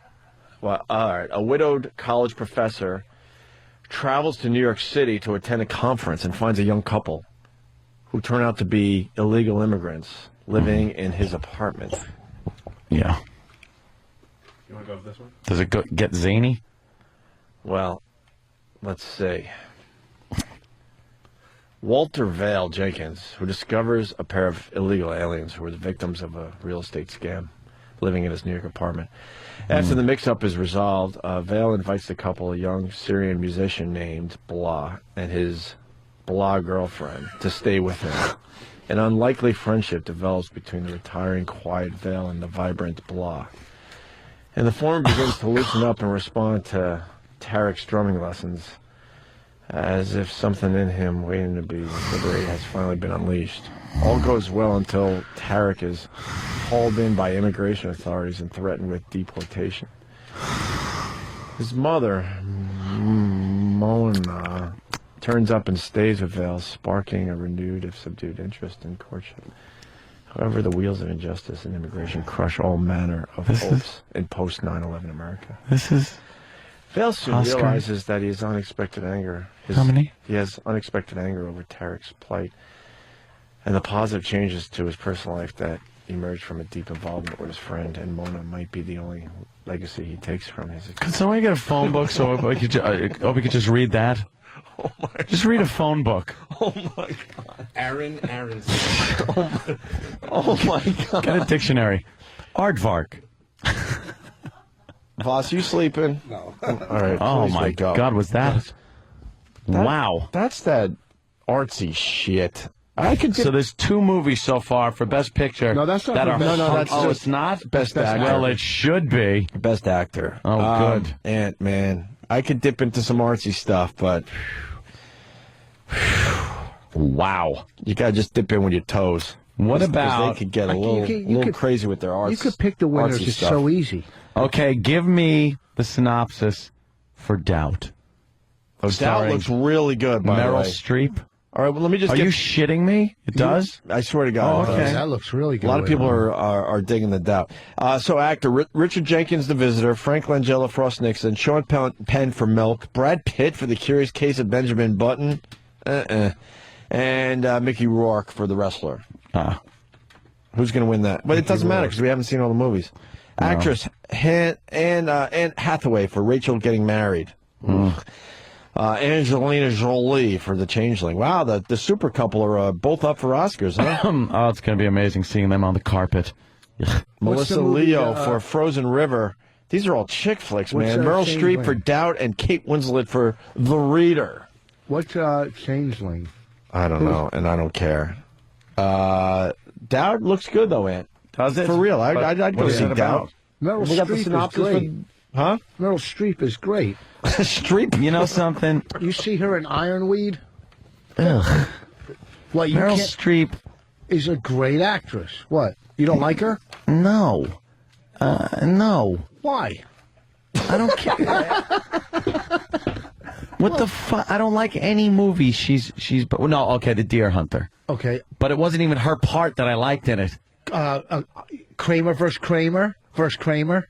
What? Wait, there were 3 Kramers? No, there were 3 Kramers if you count the kid. Did you see Ironweed? I didn't like that either. Did you see Ironweed? I didn't. No. Wasn't Meryl Streep in Bridges of Madison County. We love talking about this awful Fucking movie. where she's looking out the window, touching her tits and looking at fucking diddling herself Clint Eastwood. as Clint Eastwood is washing his baloney tits in the outdoor shower. Yeah. Can I put my film in your refrigerator? Where I'm gonna oh my God, take pictures of some covered bridges here. I think that is the worst movie I've ever seen that was supposed to be a legitimate film. It was horrendous. Where the dingo So took boring. her baby? How about where the dingo took her baby? What? Based on a true story. Oh, Sophie's Choice. No. Which one? Is that where, Oh my God! where, Oh, that was. I was thinking of that the other day, and just out of nowhere, just started fucking laughing. Yeah. No. Can we get that clip? Tippy Tom crying as he's watching Sophie's Choice. as he's watching the clip. Oh, what'd you do? My God. There we There you go. Crying over a clip from Sophie's Choice and screaming at the screen like it's going to change. No. Like it's really happening, and that if he screams loud enough and cries, that she won't give the kid up to the Nazis. We'll find that to wrap up our movie talk here. Find the one where the dingo took the kid. It's based on All a right. true story. She was up for... We'll get right to that. Here's Doubt, the synopsis. Set in 1964, Doubt centers on a nun. Yeah. I'm assuming that would be Meryl Streep. Meryl Streep. Who confronts a priest after suspecting him abusing a black student. Little kid touching. Here we go. He denies the charges, and much of the play's quick-fire dialogue tackles themes of religion, morality, and authority. That fucking sounds horrible. Pedophilia and a lover. But what? It depends on how they film the sex scenes. Well, yeah, it could be sexy. The director turned down Oprah for this movie. The lady that plays the kid's mother, whoever the And they actress should is. have. Oprah's Fuck Oprah. big of a a good star. talk show host. No, she's an actress. She's all right as an actress. She was, you know what? She's gotten too popular to be an actress. She can't be in the movie. When she was in Color Purple, she, she was an actress. Meryl Streep Did a good job in that. Is probably one of the best actresses You're just ever. saying that because she has been forced down your my throat friend. as the No. best actress ever. No. She's won a lot of Oscars. Yeah, so obviously, okay. What about One that of you- Dench broad? I don't know about that broad. What's her Faye name? Dunaway, Judy too. Dench. But what do they call her? A dame? That's what you call all girls. Dames. Hey, dame. She used to babysit my friends, You gotta Meryl do Streep. Oh, that's why you're all about her? She's from Jersey, That's why Bedminster. you're fucking sucking her cock? Don't talk about her like that. You see her on Oprah last week? No, why would I? would we? Because she had great... Chicks watch Oprah. Yeah. Yeah, You can learn they a do. lot from Oprah, maybe. Yeah, what have you learned from I Oprah? can. Let's get into this. Well, you get Dr. Oz has a lot of nice things to say. Like He what? knows I the don't fucking remember him. people. You faggot. You know the people. That's not why I'm a faggot. There's other reasons why I'm a faggot. I like Oprah. I don't like it. I learn sometimes, you know? You don't learn anything. I don't remember what I learned, but I learned. Do you nuzzle up to Bonnie and go, ooh, it's time for Oprah? That's what happens. See, Bonnie watches it, so Rich watched it and got all fucking hooked. That's what happens, Do you right? get on the phone with your girlfriends and discuss Oprah live and interact as it's going down? Do you guys discuss the prior segment when they go to commercial? On the Oprah message board. I think, Bonnie. On the Oprah message board. Ooh. All right, tell us one thing you learned from Oprah. For real. Not I learned a lot For of real. things and this doctor has good stuff. Give me one. Well, Something I'll concrete. tell you what Meryl said on Oprah. All right. What she was saying about the young actresses today, that they're too much out there. They throw themselves too much out to the public, with the paparazzi. Who said the what? The paparazzi. Right, the paparazzi. Holy shit. I'm trying to get my point across. How many kids has this Pavarotti had? So, yeah. And what she's saying is just act and lay low. Who was saying this? Meryl Streep. And that's worth killing an hour of your life? No, but they had all different Because actors this on old- that day. Mickey Rourke was on. This all old the- broad is telling the young girls not to go out. Great. Oh, no, just cock blocker. No, they're whatever. But you learn a lot from Oprah. I mean, it's not. I'm not You saying don't learn That's your shit from example? Oprah. That example sucks. Well, hold on. Boy, she's You're really supposed to- teaching everybody Have if you you're ever a young watched actress in Hollywood. Dr. Oz, when he's on there, he has like demonstrations. He'll show like different things. Stop being vague. Give us like Yeah, you're something really you learned being- from Dr. Oz. Dr. Oz. Ugh, I didn't can't even know remember that. a lot of it right now. I'm tired. They taught you one nothing. thing. One But not thing. asking for a lot. One. Okay, Oprah. I didn't do it, but you put together your wish board. Oh, man. Hey, I put mine Wait, together wait, right wait. now. If I put mine together right now and it came true, you'd disappear. What's a wish board? Well, things that you want in your life. I don't know about the wish, but the board part's coming through loud and clear when you talk. Okay. Holy shit. Shut up. Play out word breath. What I'm saying is, you put things down, you cut out certain things that your goals or your dreams or you want, and you put them on your wish board. If you want, money, maybe you cut out a pot of gold, a picture of a pot of gold, or. And what is that supposed to do? It'll bring the universe around you. It'll bring positive energy around you. The wish board's just full of fucking ring dings and fucking ding dongs, Twinkies, You never heard? You don't have a wish board? Well, you don't need one. No, I don't You have a probably- wish board. Yeah, you probably because you got what you need right now. No, everyone could use something else, but I don't need to fucking put it up there like I'm an Alzheimer's patient to remember what I want on a daily basis. But subconsciously, once you put it out there into the universe, psychobabble drivel. I from don't practice fucking- any of this shit. It's just what from what- some what you learn. elitist. What This you is learn. this is somebody justifying a job. This Dr. Oz. No, that's not Dr. Oz doesn't do the wish board. Who That's is Oprah. Oh, Oprah does it? Yeah, she told. Yeah. Yeah. I don't have one. She is bored shitless, Oprah, I gather. If she's making wishboards. I don't know if I got the whole complete What about the story. Dr. Oz? Are there just pictures of Muff on there? See, like Bonnie's very positive. I'm kind of a negative person. Really? Yeah. So, she's the one who shows me some of this stuff too. Yeah. But did you make a wishboard? No. What about the Oz stuff? What did you learn from Dr. Oz? Is it relationship stuff? Yeah, no, not Dr. Oz. He's a physical doctor. Oh. He had pictures of showing some tumors once and some kind of fucking. Some cool... Sounds fascinating when I don't Rich know, talks about it. Listen, I'm not. When it comes to explaining shit, I'm not like really good at that. Because if you would have caught me an hour after the show, I could have told you. Or as the show's going on, I don't remember. I don't watch it daily. Boss, you do realize that Oprah's way over your head. You should start by coloring and coloring books. Yes, maybe we can get you an Oprah coloring book. Because you are way in over your head. You watch Oprah, but you can't give us anything about it. Okay. He showed you pictures of tumors. Well, no, he brings them out. He doesn't. He sometimes has some straight up shit right there. Yeah, straight up shit. Once again, like what? He'll walk out with a fucked up lung that he has. Oh, he'll bring it out. Yeah. Yeah, that's. But I don't know if it's a model. I don't remember if it's a model or a real one. I don't have to tell you the truth. I kind of maybe. It's like a child, isn't he? I'm saying. Kind of. Speak to him like you would speak to a child. I kind of Hold on. I mean, people are suggesting what needs to be on your wishboard, okay. Mr. Voss. Marcus in New York. Hey, what's up, man? Hey. Hey, Voss needs to get a picture of a brain to put on his wishboard because he's a moron. A brain? So cut out a brain, put it on the wishboard. That's one good thing. Yeah. Let's say hi to Fontaine. Fontaine. Hey, Ope, hey, and Dewey Juicine, what's up? Dewey Juicine. Oh, God. Anthony's wishboard, he cut out a bunch of slave ships and they're sailing east, you creep. Sailing east. Well, let's say hi to Bobby Big Rigger. Bobby. Hey, good morning, guys. I was just having a discussion with my girlfriend, Dawn, and I think Rich got a bucket list. The only problem is that bucket's full of shit. Yeah, what would be on your bucket list now that you're a much older gentleman? Things I want to do? Yeah. Two of them would be play Augusta and Pebble Beach. Okay. That would be two. Mm-hmm. Another one would be to have $1 million, maybe. No, I wouldn't even need $1 million. Yeah, $1 million. He's a kid. $1 million. I want a candy bar.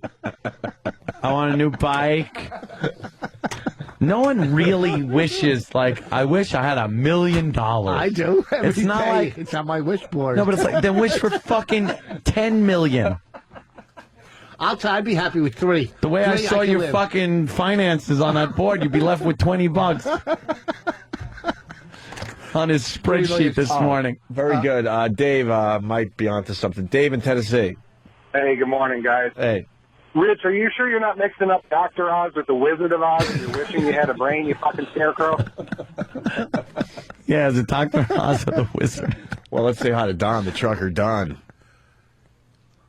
Hey there, Don. Don? You in a truck? Oh, it didn't click down. Hold on. No. Oh, there he is. Sorry, Don. Go ahead. Good morning, gentlemen. Hi.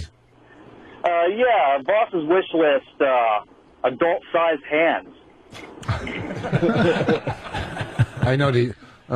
Hey, it's got to be acknowledged, Dave M. from New York City, and great Galaxy Quest callback that no one acknowledged. Standing O, my friend. Wow. Thank you for getting that. I throw a lot out there that I think 3 people get. No, well, you go obscure sometimes. Which that's is good. Pretty obscure. I gotta watch Galaxy Quest. It's very funny. I'm catching what Voss has. What? You're like a trick fan. How about we just put her on the air instead of using your cell phone? I don't know if she's awake. She's in a hotel. You know what? Why don't we... In a hotel? No, I'm in the hotel, too. Not right now. Did you hear him? I'm in a hotel, too. Could be a bellboy. She didn't pick up. If she calls back... Didn't pick up. All right, we'll try to get Bonnie on the phone because Rich watches Oprah with Bonnie. Not that much, not as much as she does. Don't get me wrong. I'm not like... There you go, a microphone. It's great. I'm not... Guys out there are even laughing. It's like, Dude, you're fucking... Well, radio. I can't get to everybody. The phone's just lit. Matt in Arizona. Thanks for having Voss on. I always feel better about myself. Yeah. Voss has vocabulary on his wish list. Oh, hold on. Voss needs to be on house so they could take his brain out. If Voss gets $1 million, he'd have the coolest bike on his block. That's Scott in Jersey. Yuri, wife made me watch Mr. Oz. He tries to engage males by bringing up male health problems. I told. Well, they're suggesting other shows you might want to watch, Rich. Oprah might be, reaching a little too high for you. Rich in Kansas City, yes. Yeah, I love you guys. Please have Voss watch Sesame Street and give a report on what he's learned. Oh, I gotta watch that with my daughter. All that Sesame Street stuff. Yeah, what do you learn from Sesame Street? Well, not just Sesame Street, the movies, I mean, the movies, like Sesame's Christmas or whatever that shit is, Big Bird's Christmas. I don't know, is Elmo Sesame Street and stuff? Bonnie just, she wants to know when you wanted to go on the air. All right, we'll take a quick break. We'll get Voss's better half on the show next. And we'll do some more of these Oscar nominations. Yes. Going swimmingly. Oof.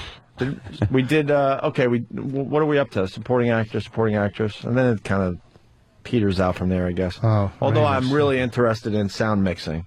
I wonder who's going to win that this year. Yeah, that's... Who do you think wins for sound mixing? Oh, it's got to be...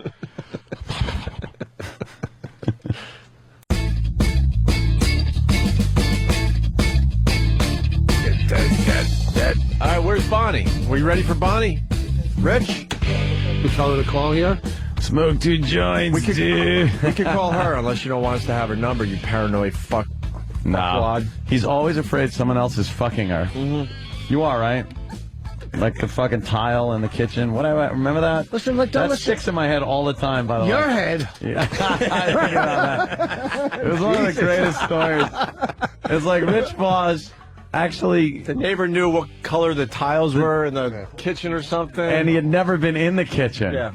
And he commented to Rich about his kitchen tiles. Yeah. And then Rich just starts thinking he's over my house fucking my wife because he knows what the tiles look like.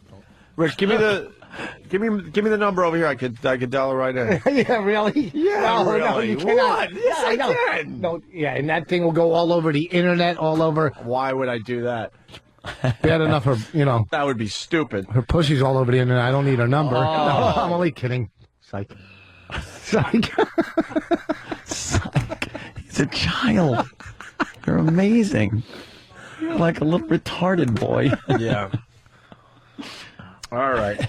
Well, we could do this before we get to Voss's wife there, Bonnie, the lovely Bonnie.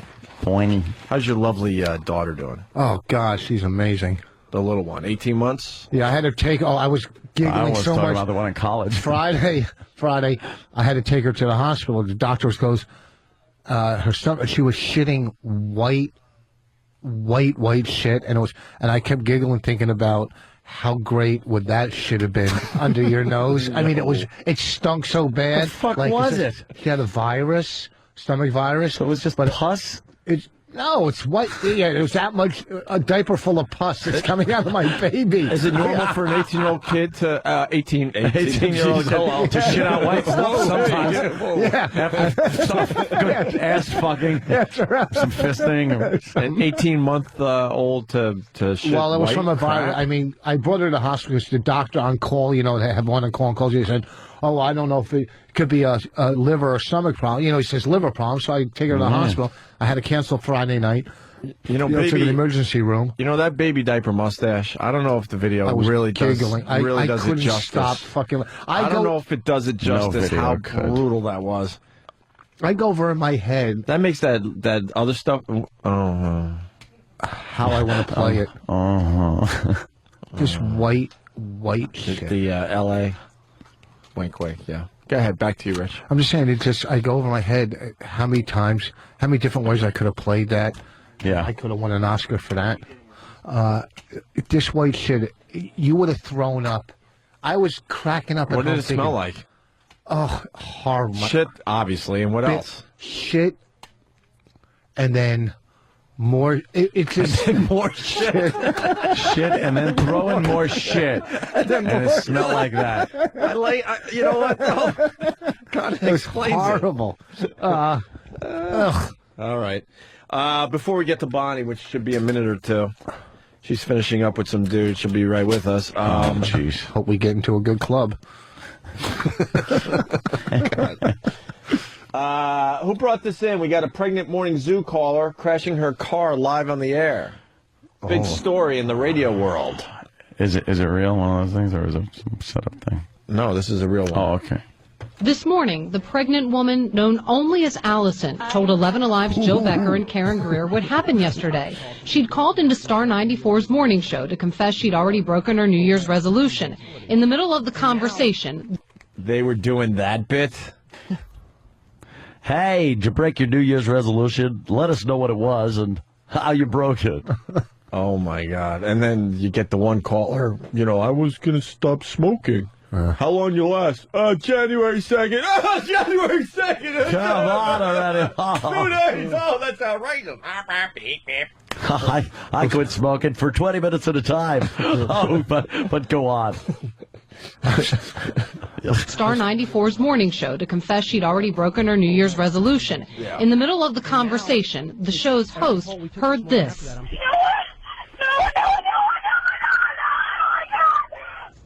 Oh. Wow. Was that Stephanie McMahon? No. Yelling because Vince was on the floor? Don't make light of that. I would never make light of that. Wow. Wait, was that after the accident? What the fuck? I don't know. It sounded That's like all they give us, Sam. What's it up sounded with like you? the longest setup to an accident. Right. It's like turn or step on the brake. Hang up the phone, dummy. Was it Get icy- out of the accident. Was it an icy road? I don't think so, because it was in Atlanta, I think. Our intern, Joe number 2, presented this story to me. And, this chick just called up, and she's pregnant. Right. Yeah. The baby's name is Noah. That's why she starts yelling, Noah, Noah, Noah, Noah. Oh, I thought you were saying no. Right, that's what I thought. Oh. As in, I'm heading toward the edge of the cliff. And then that's her getting in the accident, and that's the clip. What happens next? You'll have to go to track number 2. But we got Bonnie standing by. Oh, No. well, she ends up fine. Okay, thanks. Oh, really? Yeah. Oh, that was it? Track number 1 The was first words out of my mouth were Noah, because that's the name of my baby, and I was so scared that I had lost him. I was screaming, please God, not Noah. Allison and her baby are fine, but she admitted today her mind was not on the road. Allison learned a lesson. She and her unborn child spared the possible consequences. Yeah, she still wanted Dummy, Trish she's to on the Disney. phone, calling a fucking radio station. Oh, Do you know that's what our what- listeners do. do you know- Sorry. Keep doing that. Do you know a cop yesterday when we were driving to the city? I was trying to get a number on tech, and a cop is right behind me, and I pulled to the middle lane, and he gets on a loudspeaker. He goes, "You're an ass. You were driving 90 miles an hour with your baby in the car," right on the loudspeaker. But he didn't pull me over and give me a ticket. So it's cold out. They don't want to give tickets in the cold. They can't mail you a ticket for speeding because they don't know if it's you who's driving. You know how they mail tickets? All right. Do you know what I'm saying? You know what I'm saying? Rich Voss Esquire. This is Actually, no. No one fucking just tails you and mails you a ticket like that. I've gotten tickets in the mail You can for yes. running a red light. You can get running red light tickets. But then how do they know it's you driving the car? Get, they don't. You don't get points on your license, but you do have to pay a fine. That's how they work that out. So they don't mail you a speeding ticket. No, I think you can get mailed a speeding ticket in speed traps. I'm not sure of that. I don't think so Really? in New York State. I'm not sure of that. Maybe in some areas? Yeah, maybe. I'm not sure. This is a perfect time or place to get Bonnie involved in the discussion. Bonnie. Yes. Wow, your husband's just killing today with his knowledge. What? He brought up that, you hear the shock in her voice. What? He brought up that you guys watch Oprah together, and that he learns a lot from Oprah, but he can't give us one example. I don't know what do you want me to tell you? Well, do you sit and does he comment on Oprah when you guys are sitting watching it? Like a little bitch? When she goes to commercial, does he turn and ask you questions like a little retarded child? Rich, what were we watching when it went to commercial and they were teasing what was coming up and you went, I want to see that. Oh, Meryl Streep. Yes, it was Meryl Streep. How fruity. I crossed my hands. Why would you want it? Like, oh. Next, Meryl Streep. He goes, ooh, I want to see that. Yeah, he's talking about Dr. Oz. And what was the... He knows everybody from the show. It's just... And what was the wishboard, I think? It's been Best Life Week. What is that? So she has, Dr. Oz on, talks about how to get the best health. She has a trainer on, talk about how to lose weight. She has a sex person on to talk about how to... Unfortunately, he didn't watch that show, which, might have benefited him the best. After to lose weight? You dumb. The sex show. Yeah. After Lost was DVR'd, so it was like later than it normally ends. Oprah was on when I went back to the channel guide, and she's sitting there with, I guess, John Bon Jovi and some white woman and then a couple of black people, and they were all talking about what they did Inauguration night and how late they stayed up. And Oprah's like, I was up until after 3 in the morning, and then the other black woman was like, yeah, it was about 3 or 4, and then they had what's his name from Last King of Scotland, the big black guy with the wacky eye. Forrest Whitaker. Forrest Whitaker. Yes. And he's talking about how late he was up.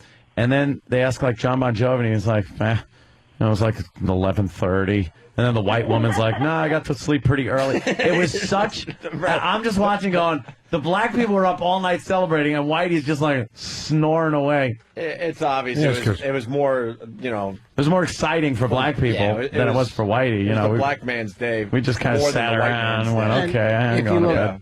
But if you look... I'm going to go to bed because I wanted to wake up to see if I was just having a nightmare. They finally lifted the Jim Crow laws. Yes. Nice. Hey, she's so good at ad-libbing lately. Tell them about... It took me to think of that name a long time, Rich. Go ahead. And the wishboards, the wishboards, I'm trying to explain to them what. I didn't say you have one. I'm just explaining to them what a wishboard is. They're not called wishboards. Oh, what's it called? Vision boards. Oh, God. Okay. He couldn't even get that right. A vision board. So you can envision what you want in life instead of a wish, but you, again, like a child. A wish. I make a wish. A wish board. Well, it's basically the same thing. He's cutting out and gluing every night little I am a star.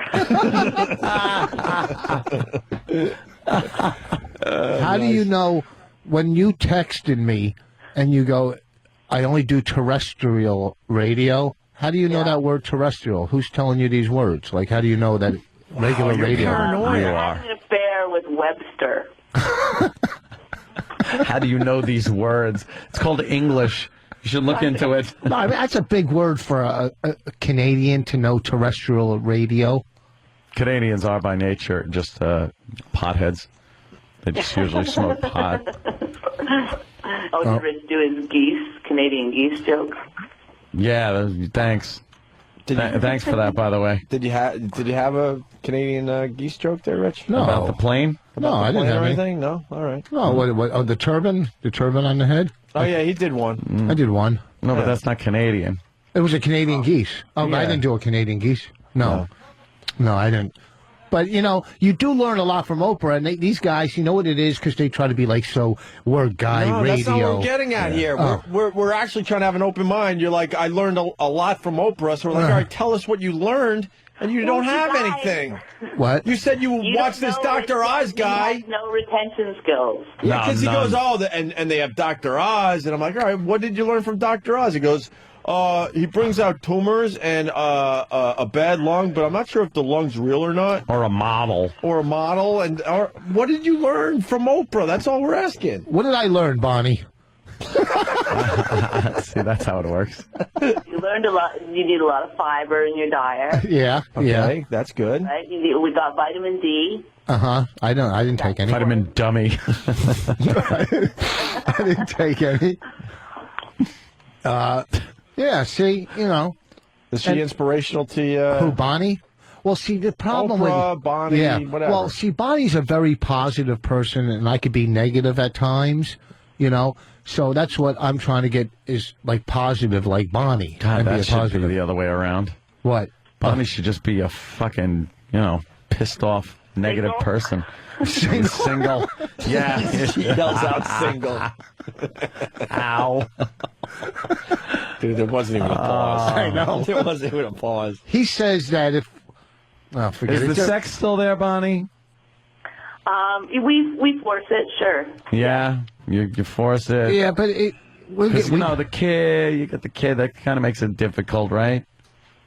Yeah, crawling over More him. the dryness. No. Oh, fuck. Oh, my God. She's hammering you. You're so out. Next time Norton's gone, it's Opie, Anthony, and Bonnie. Oh, she kills, man. I've been on for 7 years. I ran out of shit to say.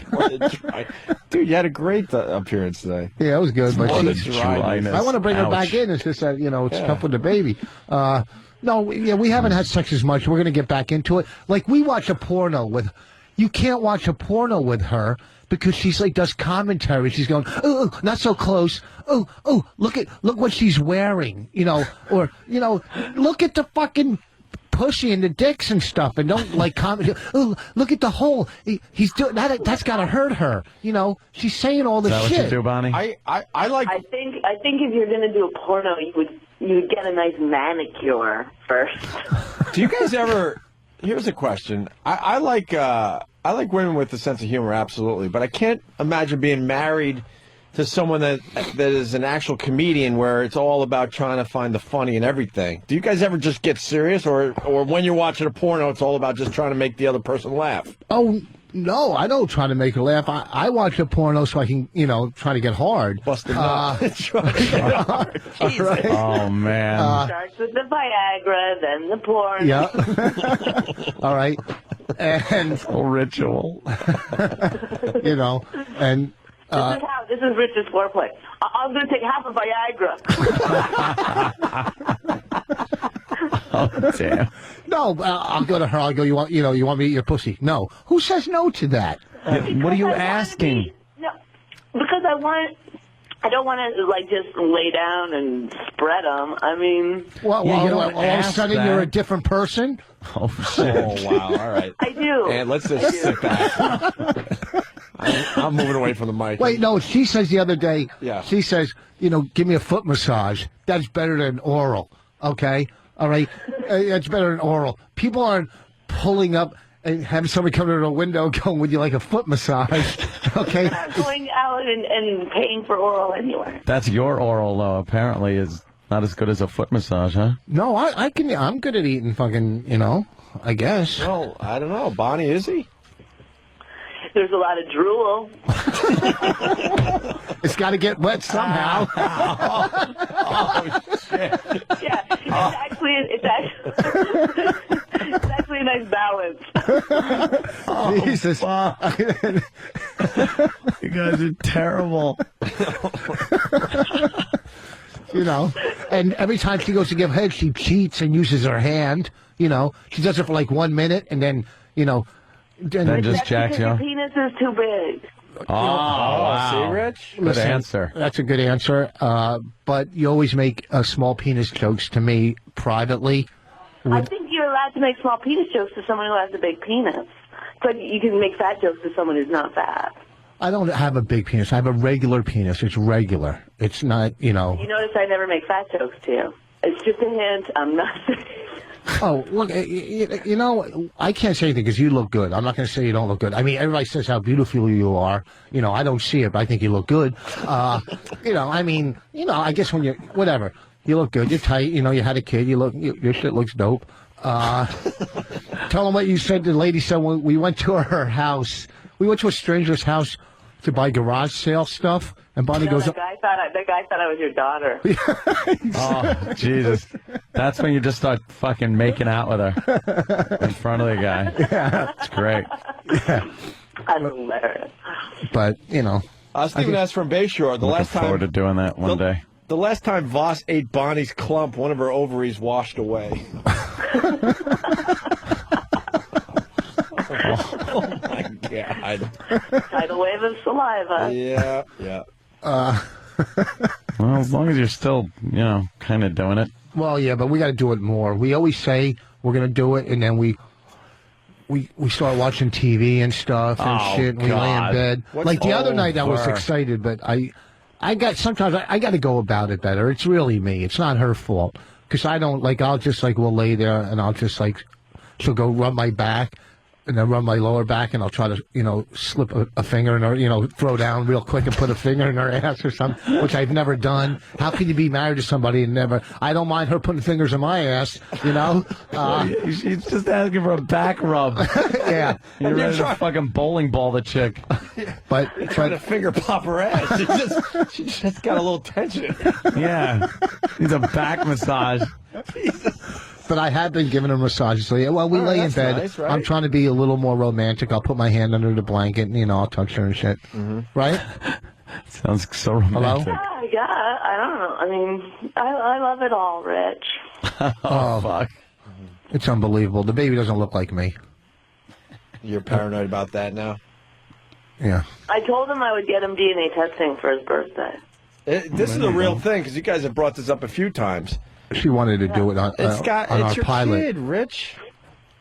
I know, he's ridiculous. I told him I'm going to tell her as soon as she's old enough to understand. You make it sound like you're some crazy oil tycoon, and there's a reason why she would stay with you if she's not into it. Well, that's exactly what I keep saying. Thank you. Yes. If she wasn't into it, what's keeping her? Yeah, she would just leave. Well, wait. Huh? She would be so gone. No way. No, I mean, I don't know. No. She loves you. Yeah, I love her, too. I love her. Go home and get back in there, Rich. Get back in there? Yeah, start fucking. It's not about just fucking. No, I understand that. It's not. We gotta kiss again. We don't even kiss. What's up with the kissing, Bonnie? We don't anymore. That's over. Oh, wow. Is that supposed to be over? What happened, though? No, it's not. Well, we kiss a little. I'm going to kiss you. You're afraid of intimacy, so kissing is really intimate for you. So you get all giggly and weird about it. You know what the problem is? And I just you got to give it up to alcohol sometimes. I know. You just got to give it up to fucking booze sometimes. I think Rich could start drinking again. If Rich was drunk, he would just be ravaging you, doing all kinds of dirty shit he's embarrassed about in the morning. Oh, no. When Bonnie drinks, it's, she has a couple wines. Yeah, but if you were drinking too, then it would be, then you would leave to get cocaine. But I know. And then I'd sell her watch. Wait, I want to hear about the Bonnie drinking some wines. Yeah, because she gets a little frisky when she has wine. Frisky. She gets like, She's fucking 60. When I've been drinking. What's that? The car gets pulled over occasionally. Yeah, I remember. See? There you go. That was 2 years. That was 3 years ago. She gets pulled over occasionally. If an occasion is a decade, okay? Occasionally, it happened one time in a hotel because you had to pee first. I said, "What the fuck? Why don't you blow me while you're peeing?" Okay, shut the fuck up. Occasionally. Oh, now he's being funny. See? No, but see, because here's the thing with Bonnie and I. We're meant for each other. You know what makes Rich really funny? Like when he's backed into a corner. Mm-hmm. And he has to just lash out at everything. Yeah, that's his defense. See, it's like watching Oprah now. She comes up with, she's like Dr. Bonnie.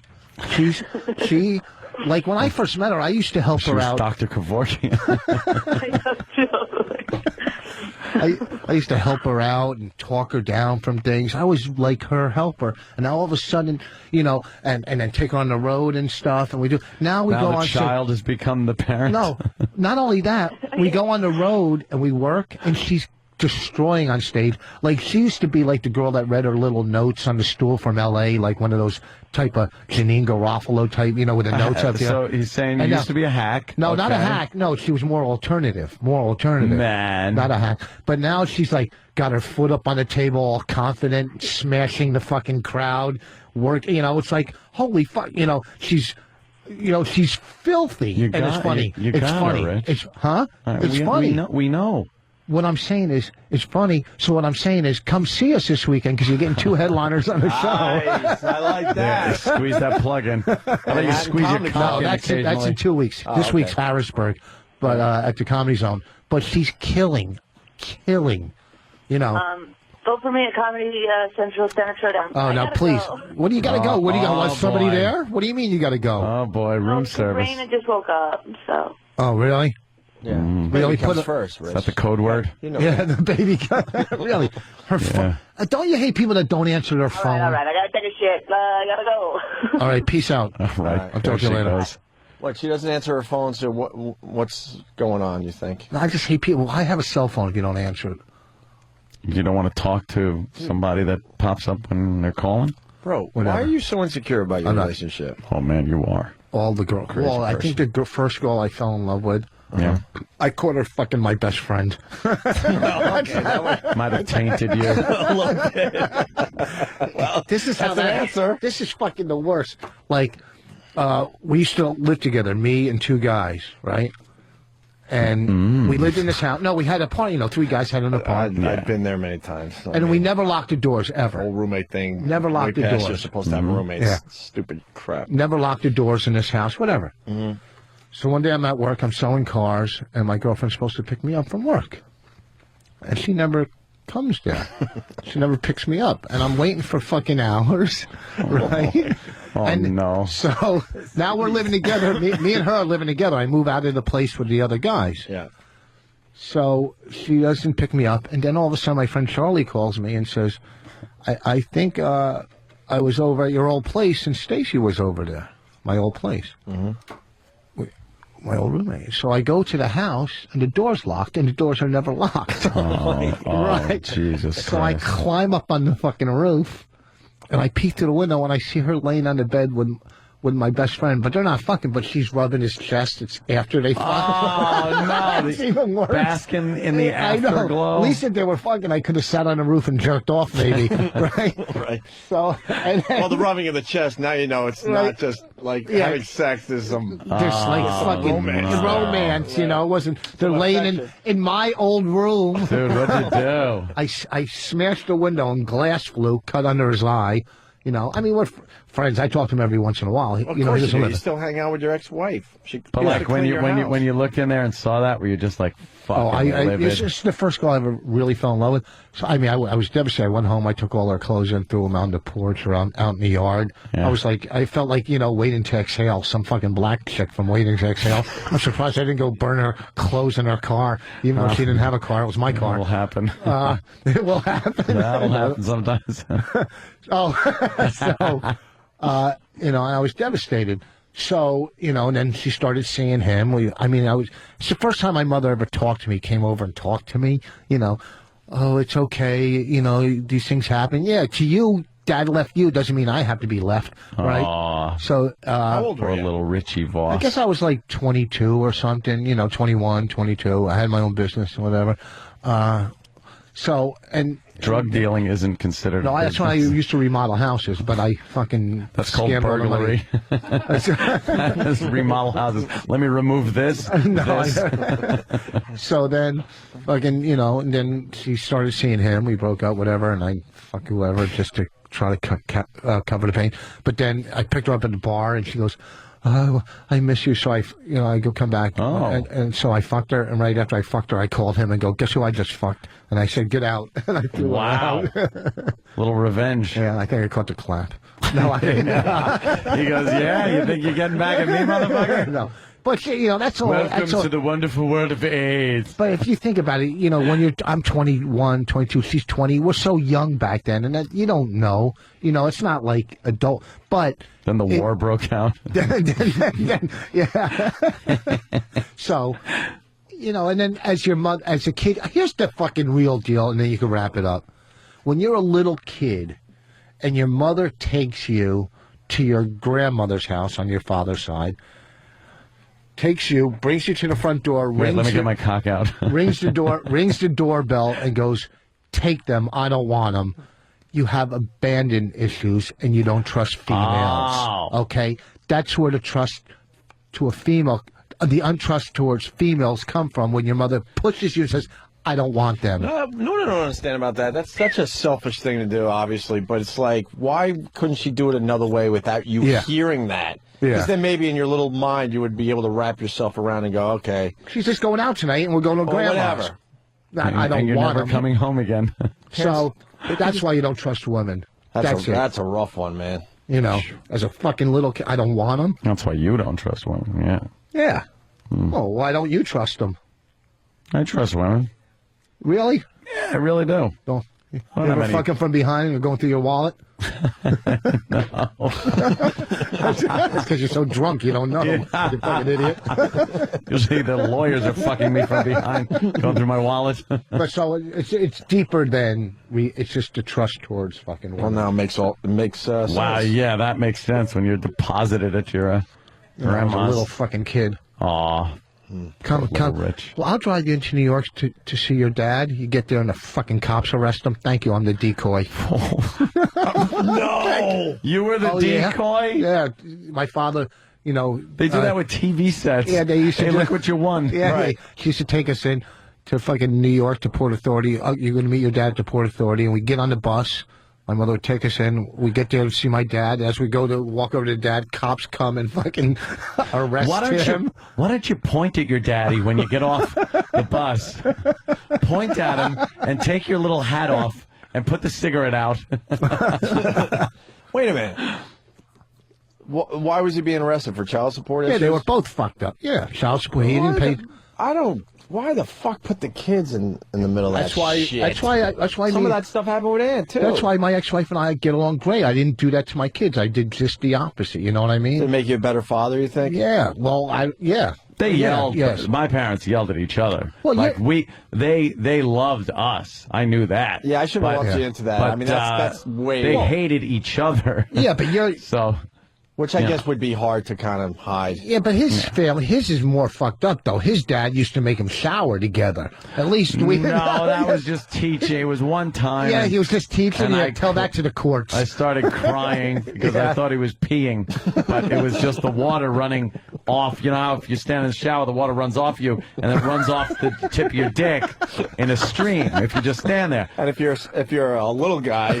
So I was kind of, It would kind of give the feeling of you just hanging out under a waterfall. It's like the shower. Yeah. So I didn't want to go near him because I was like, no. And he was like, no, God damn it. I'm just, you're old enough to shower now. You don't have to, take baths anymore. What are the odds that you and your brother are old enough at the same time to shower? We're only like 18 months apart. Oh, really? Yeah.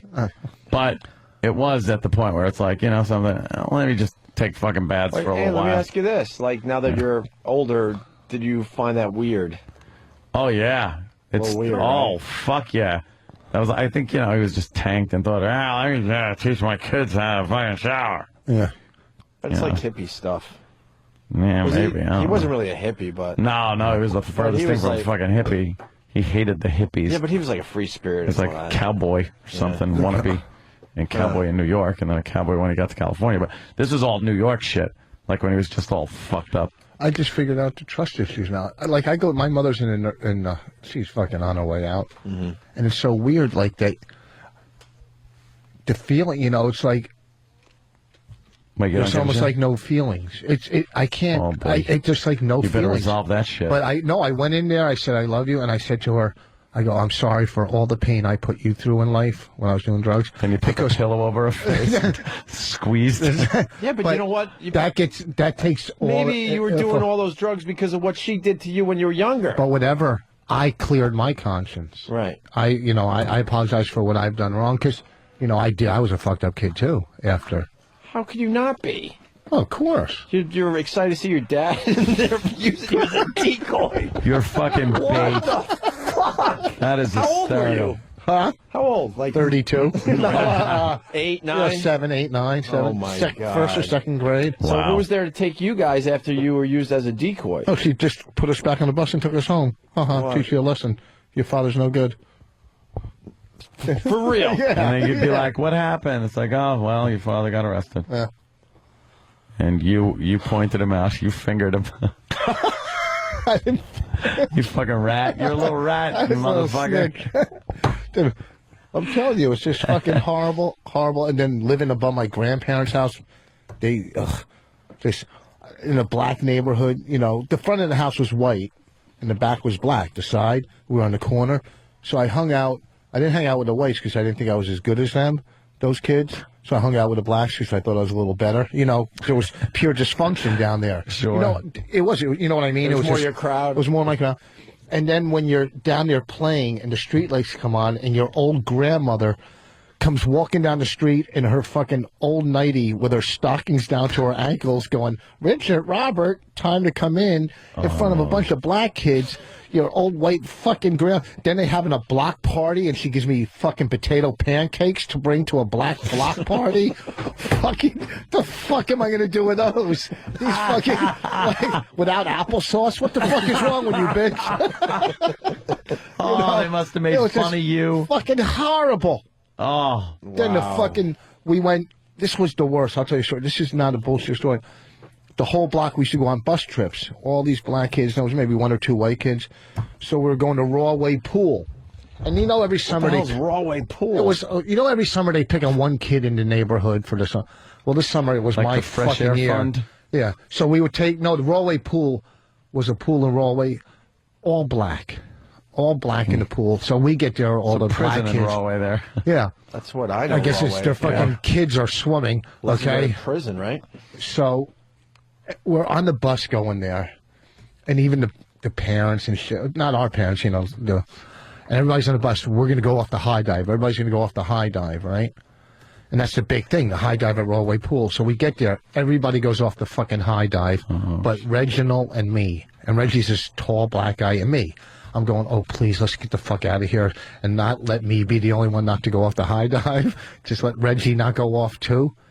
So all of a sudden you see Reggie going off the high dive. I'm going, oh, fuck. You're the Just only the only one. gun. Only one. The only way. So they go, you fucking go off the... So I climb up the high dive, and there's these two big black guys behind me. And I walk up it, and they're going, you better go. And they weren't from our neighborhood. They were just Rawway blacks. You better go off this fucking... And Was I it bad to be a Rawway black? Oh, they were tough. They were. I mean, these They're were all Rawway these, black, These yeah. motherfuckers must have. You know, they probably owned the pool. Yeah. So I get on a high dive, and the whole pool stops. It just looks like a bunch of just all these black people looking up at me, going, "Jump, jump." And I turn Must around. look like that scene in Amistad, and they're just throwing the fucking white people overboard. And then I turn around and I walk back down. Oh, and it was the walk fucking- of shame. It was just horrible. The rest of the summer and everything. You were the faggot that wouldn't jump off the Yeah, high that dive. takes balls. I would just say, fuck it, close my eyes and go. When I finally went off a high dive, I was doing a show outdoors at a pool years ago. There was like a pool, whatever. I was doing a show The diving outdoors, horse with those fucking teeth. and I went off high dive in Asbury Park. Yeah, off the steel pier. Steel pier in So it was not a great childhood. No, it You doesn't know. sound like it. It's fucking horrible. The worst go-kart. Everybody had nice go-karts. I had a fucking plank. They were building them, nice ones, you know. Oh, would you have the fucking 2x6 I had a 2x6. with the two 2x4s Yeah, with the two and the by- fucking yeah. wagon wheels Yeah, on the, if you the just turn stroller it, wheels. I fucking almost took What my was it, leg off. with a 'cause- rope? Yeah, with the rope. Those suck. The big bolt that held the fucking front one on. Yeah. God, I had one of those too. Those sucked. They were like the fire engine of go-karts. If you fucking if you turn the rope too far, it would just go. It would scissor completely closed, and then the front is just skidding because the wheels are sideways. It's like that plane that landed with the landing gear in the front Right, sideways. And we would go down hills that were so big, and go right through the stops. We didn't know if cars were coming. We No. could have been flattened. And would you have like the stick with the fucking nail for the brake? Yeah, for the brake. That never worked. Jesus Christ, I And my- forgot about those. Those go-karts suck. My grandfather was Death machine. My grandfather was a contractor, and he wouldn't give me wood. I had to steal the fucking wood. Yeah, we always stole the wood. That was part Yeah, of the fun of making it. And then, like, for an axle, you needed, like, God, what'd you use for So- like, axle? I know, but it had to have a thing to put the ball cotter pin, pins. the cotter pins. But you'd steal a fucking shopping cart, which was almost impossible to It was get from those a wheels stroller. off. I think it was like stroller fucking wheels. Oh, and those were the shit. back wheels. The back Yeah. wheels were. The bigger the back wheels, the faster the fucking thing went. Like, you get these fucking fucking black kids on a block, you know, they pimped out their go-karts, they have bicycle wheels, and they put fucking peach barrels as the front, you know. You ever not able to find an axle, so you just nailed the wheels on? Yes. And you got about fucking 10 feet, and then they would just collapse on you. And you're stuck with this fucking go-kart in the middle. What are you going to carry it home now? Oh, it's so stupid. You nailed the wheels in. You just nailed Axles them in. were hard to come by. They were. They were the and then you needed like the washer to go behind the wheel, or else the wheel would hit the wood. That fucking brake was just the brake. Stick. I didn't have what no a piece of shit that was. No go-karts for me.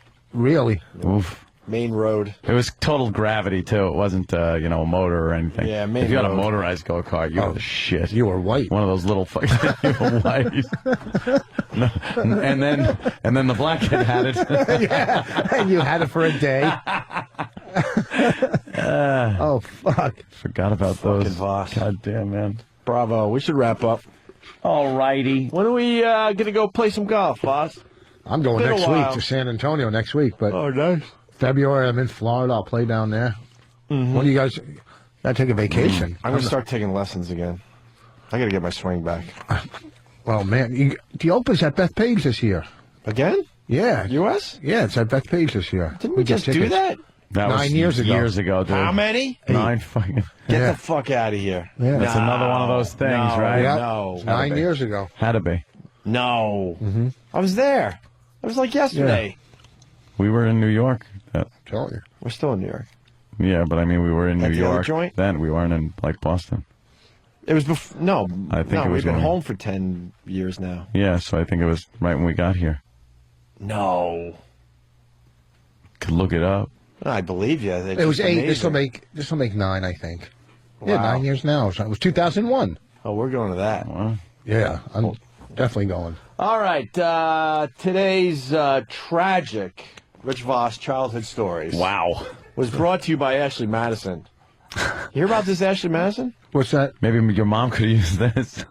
Oh yeah, about the fucking. Tell Bonnie to turn off the radio. She's not She going to doesn't hear have about this. She doesn't have excellent. This is where you can find hot married fucking women or men and Discreet have affairs. discreet affairs. How many affairs aren't discreet, or else they wouldn't be fucking affairs?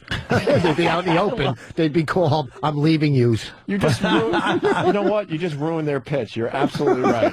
You're absolutely But a lot of affairs turn into that. With Ashley Madison, you know you're dealing with somebody else that wants a discreet affair. Sometimes you don't know what you're getting if you're in an affair. The bitch could go fucking crazy on your ass and start calling up your wife and stuff. Yeah, really? Yeah. All right. Not gonna get that shit. Congratulations, by the way.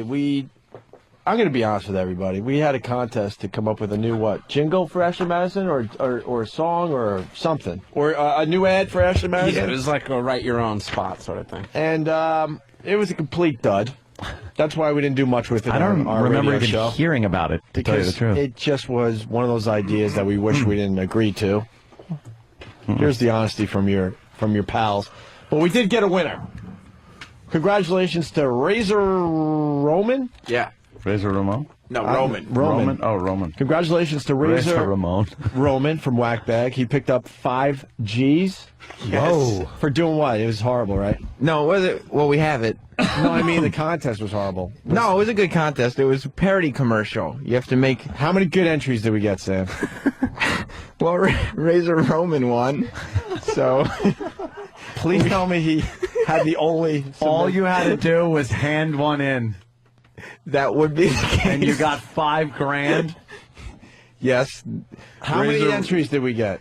Including Razor Roman or not including Razor Roman? Dude. Let's not include Razor Roman. How many entries besides his? For the Ashley Madison contest. That would be a donut. An O. That would be his. He just walked away with $5,000 because he was the only entry? But his was really good. Compared to what? What a great! I love the odds of that contest.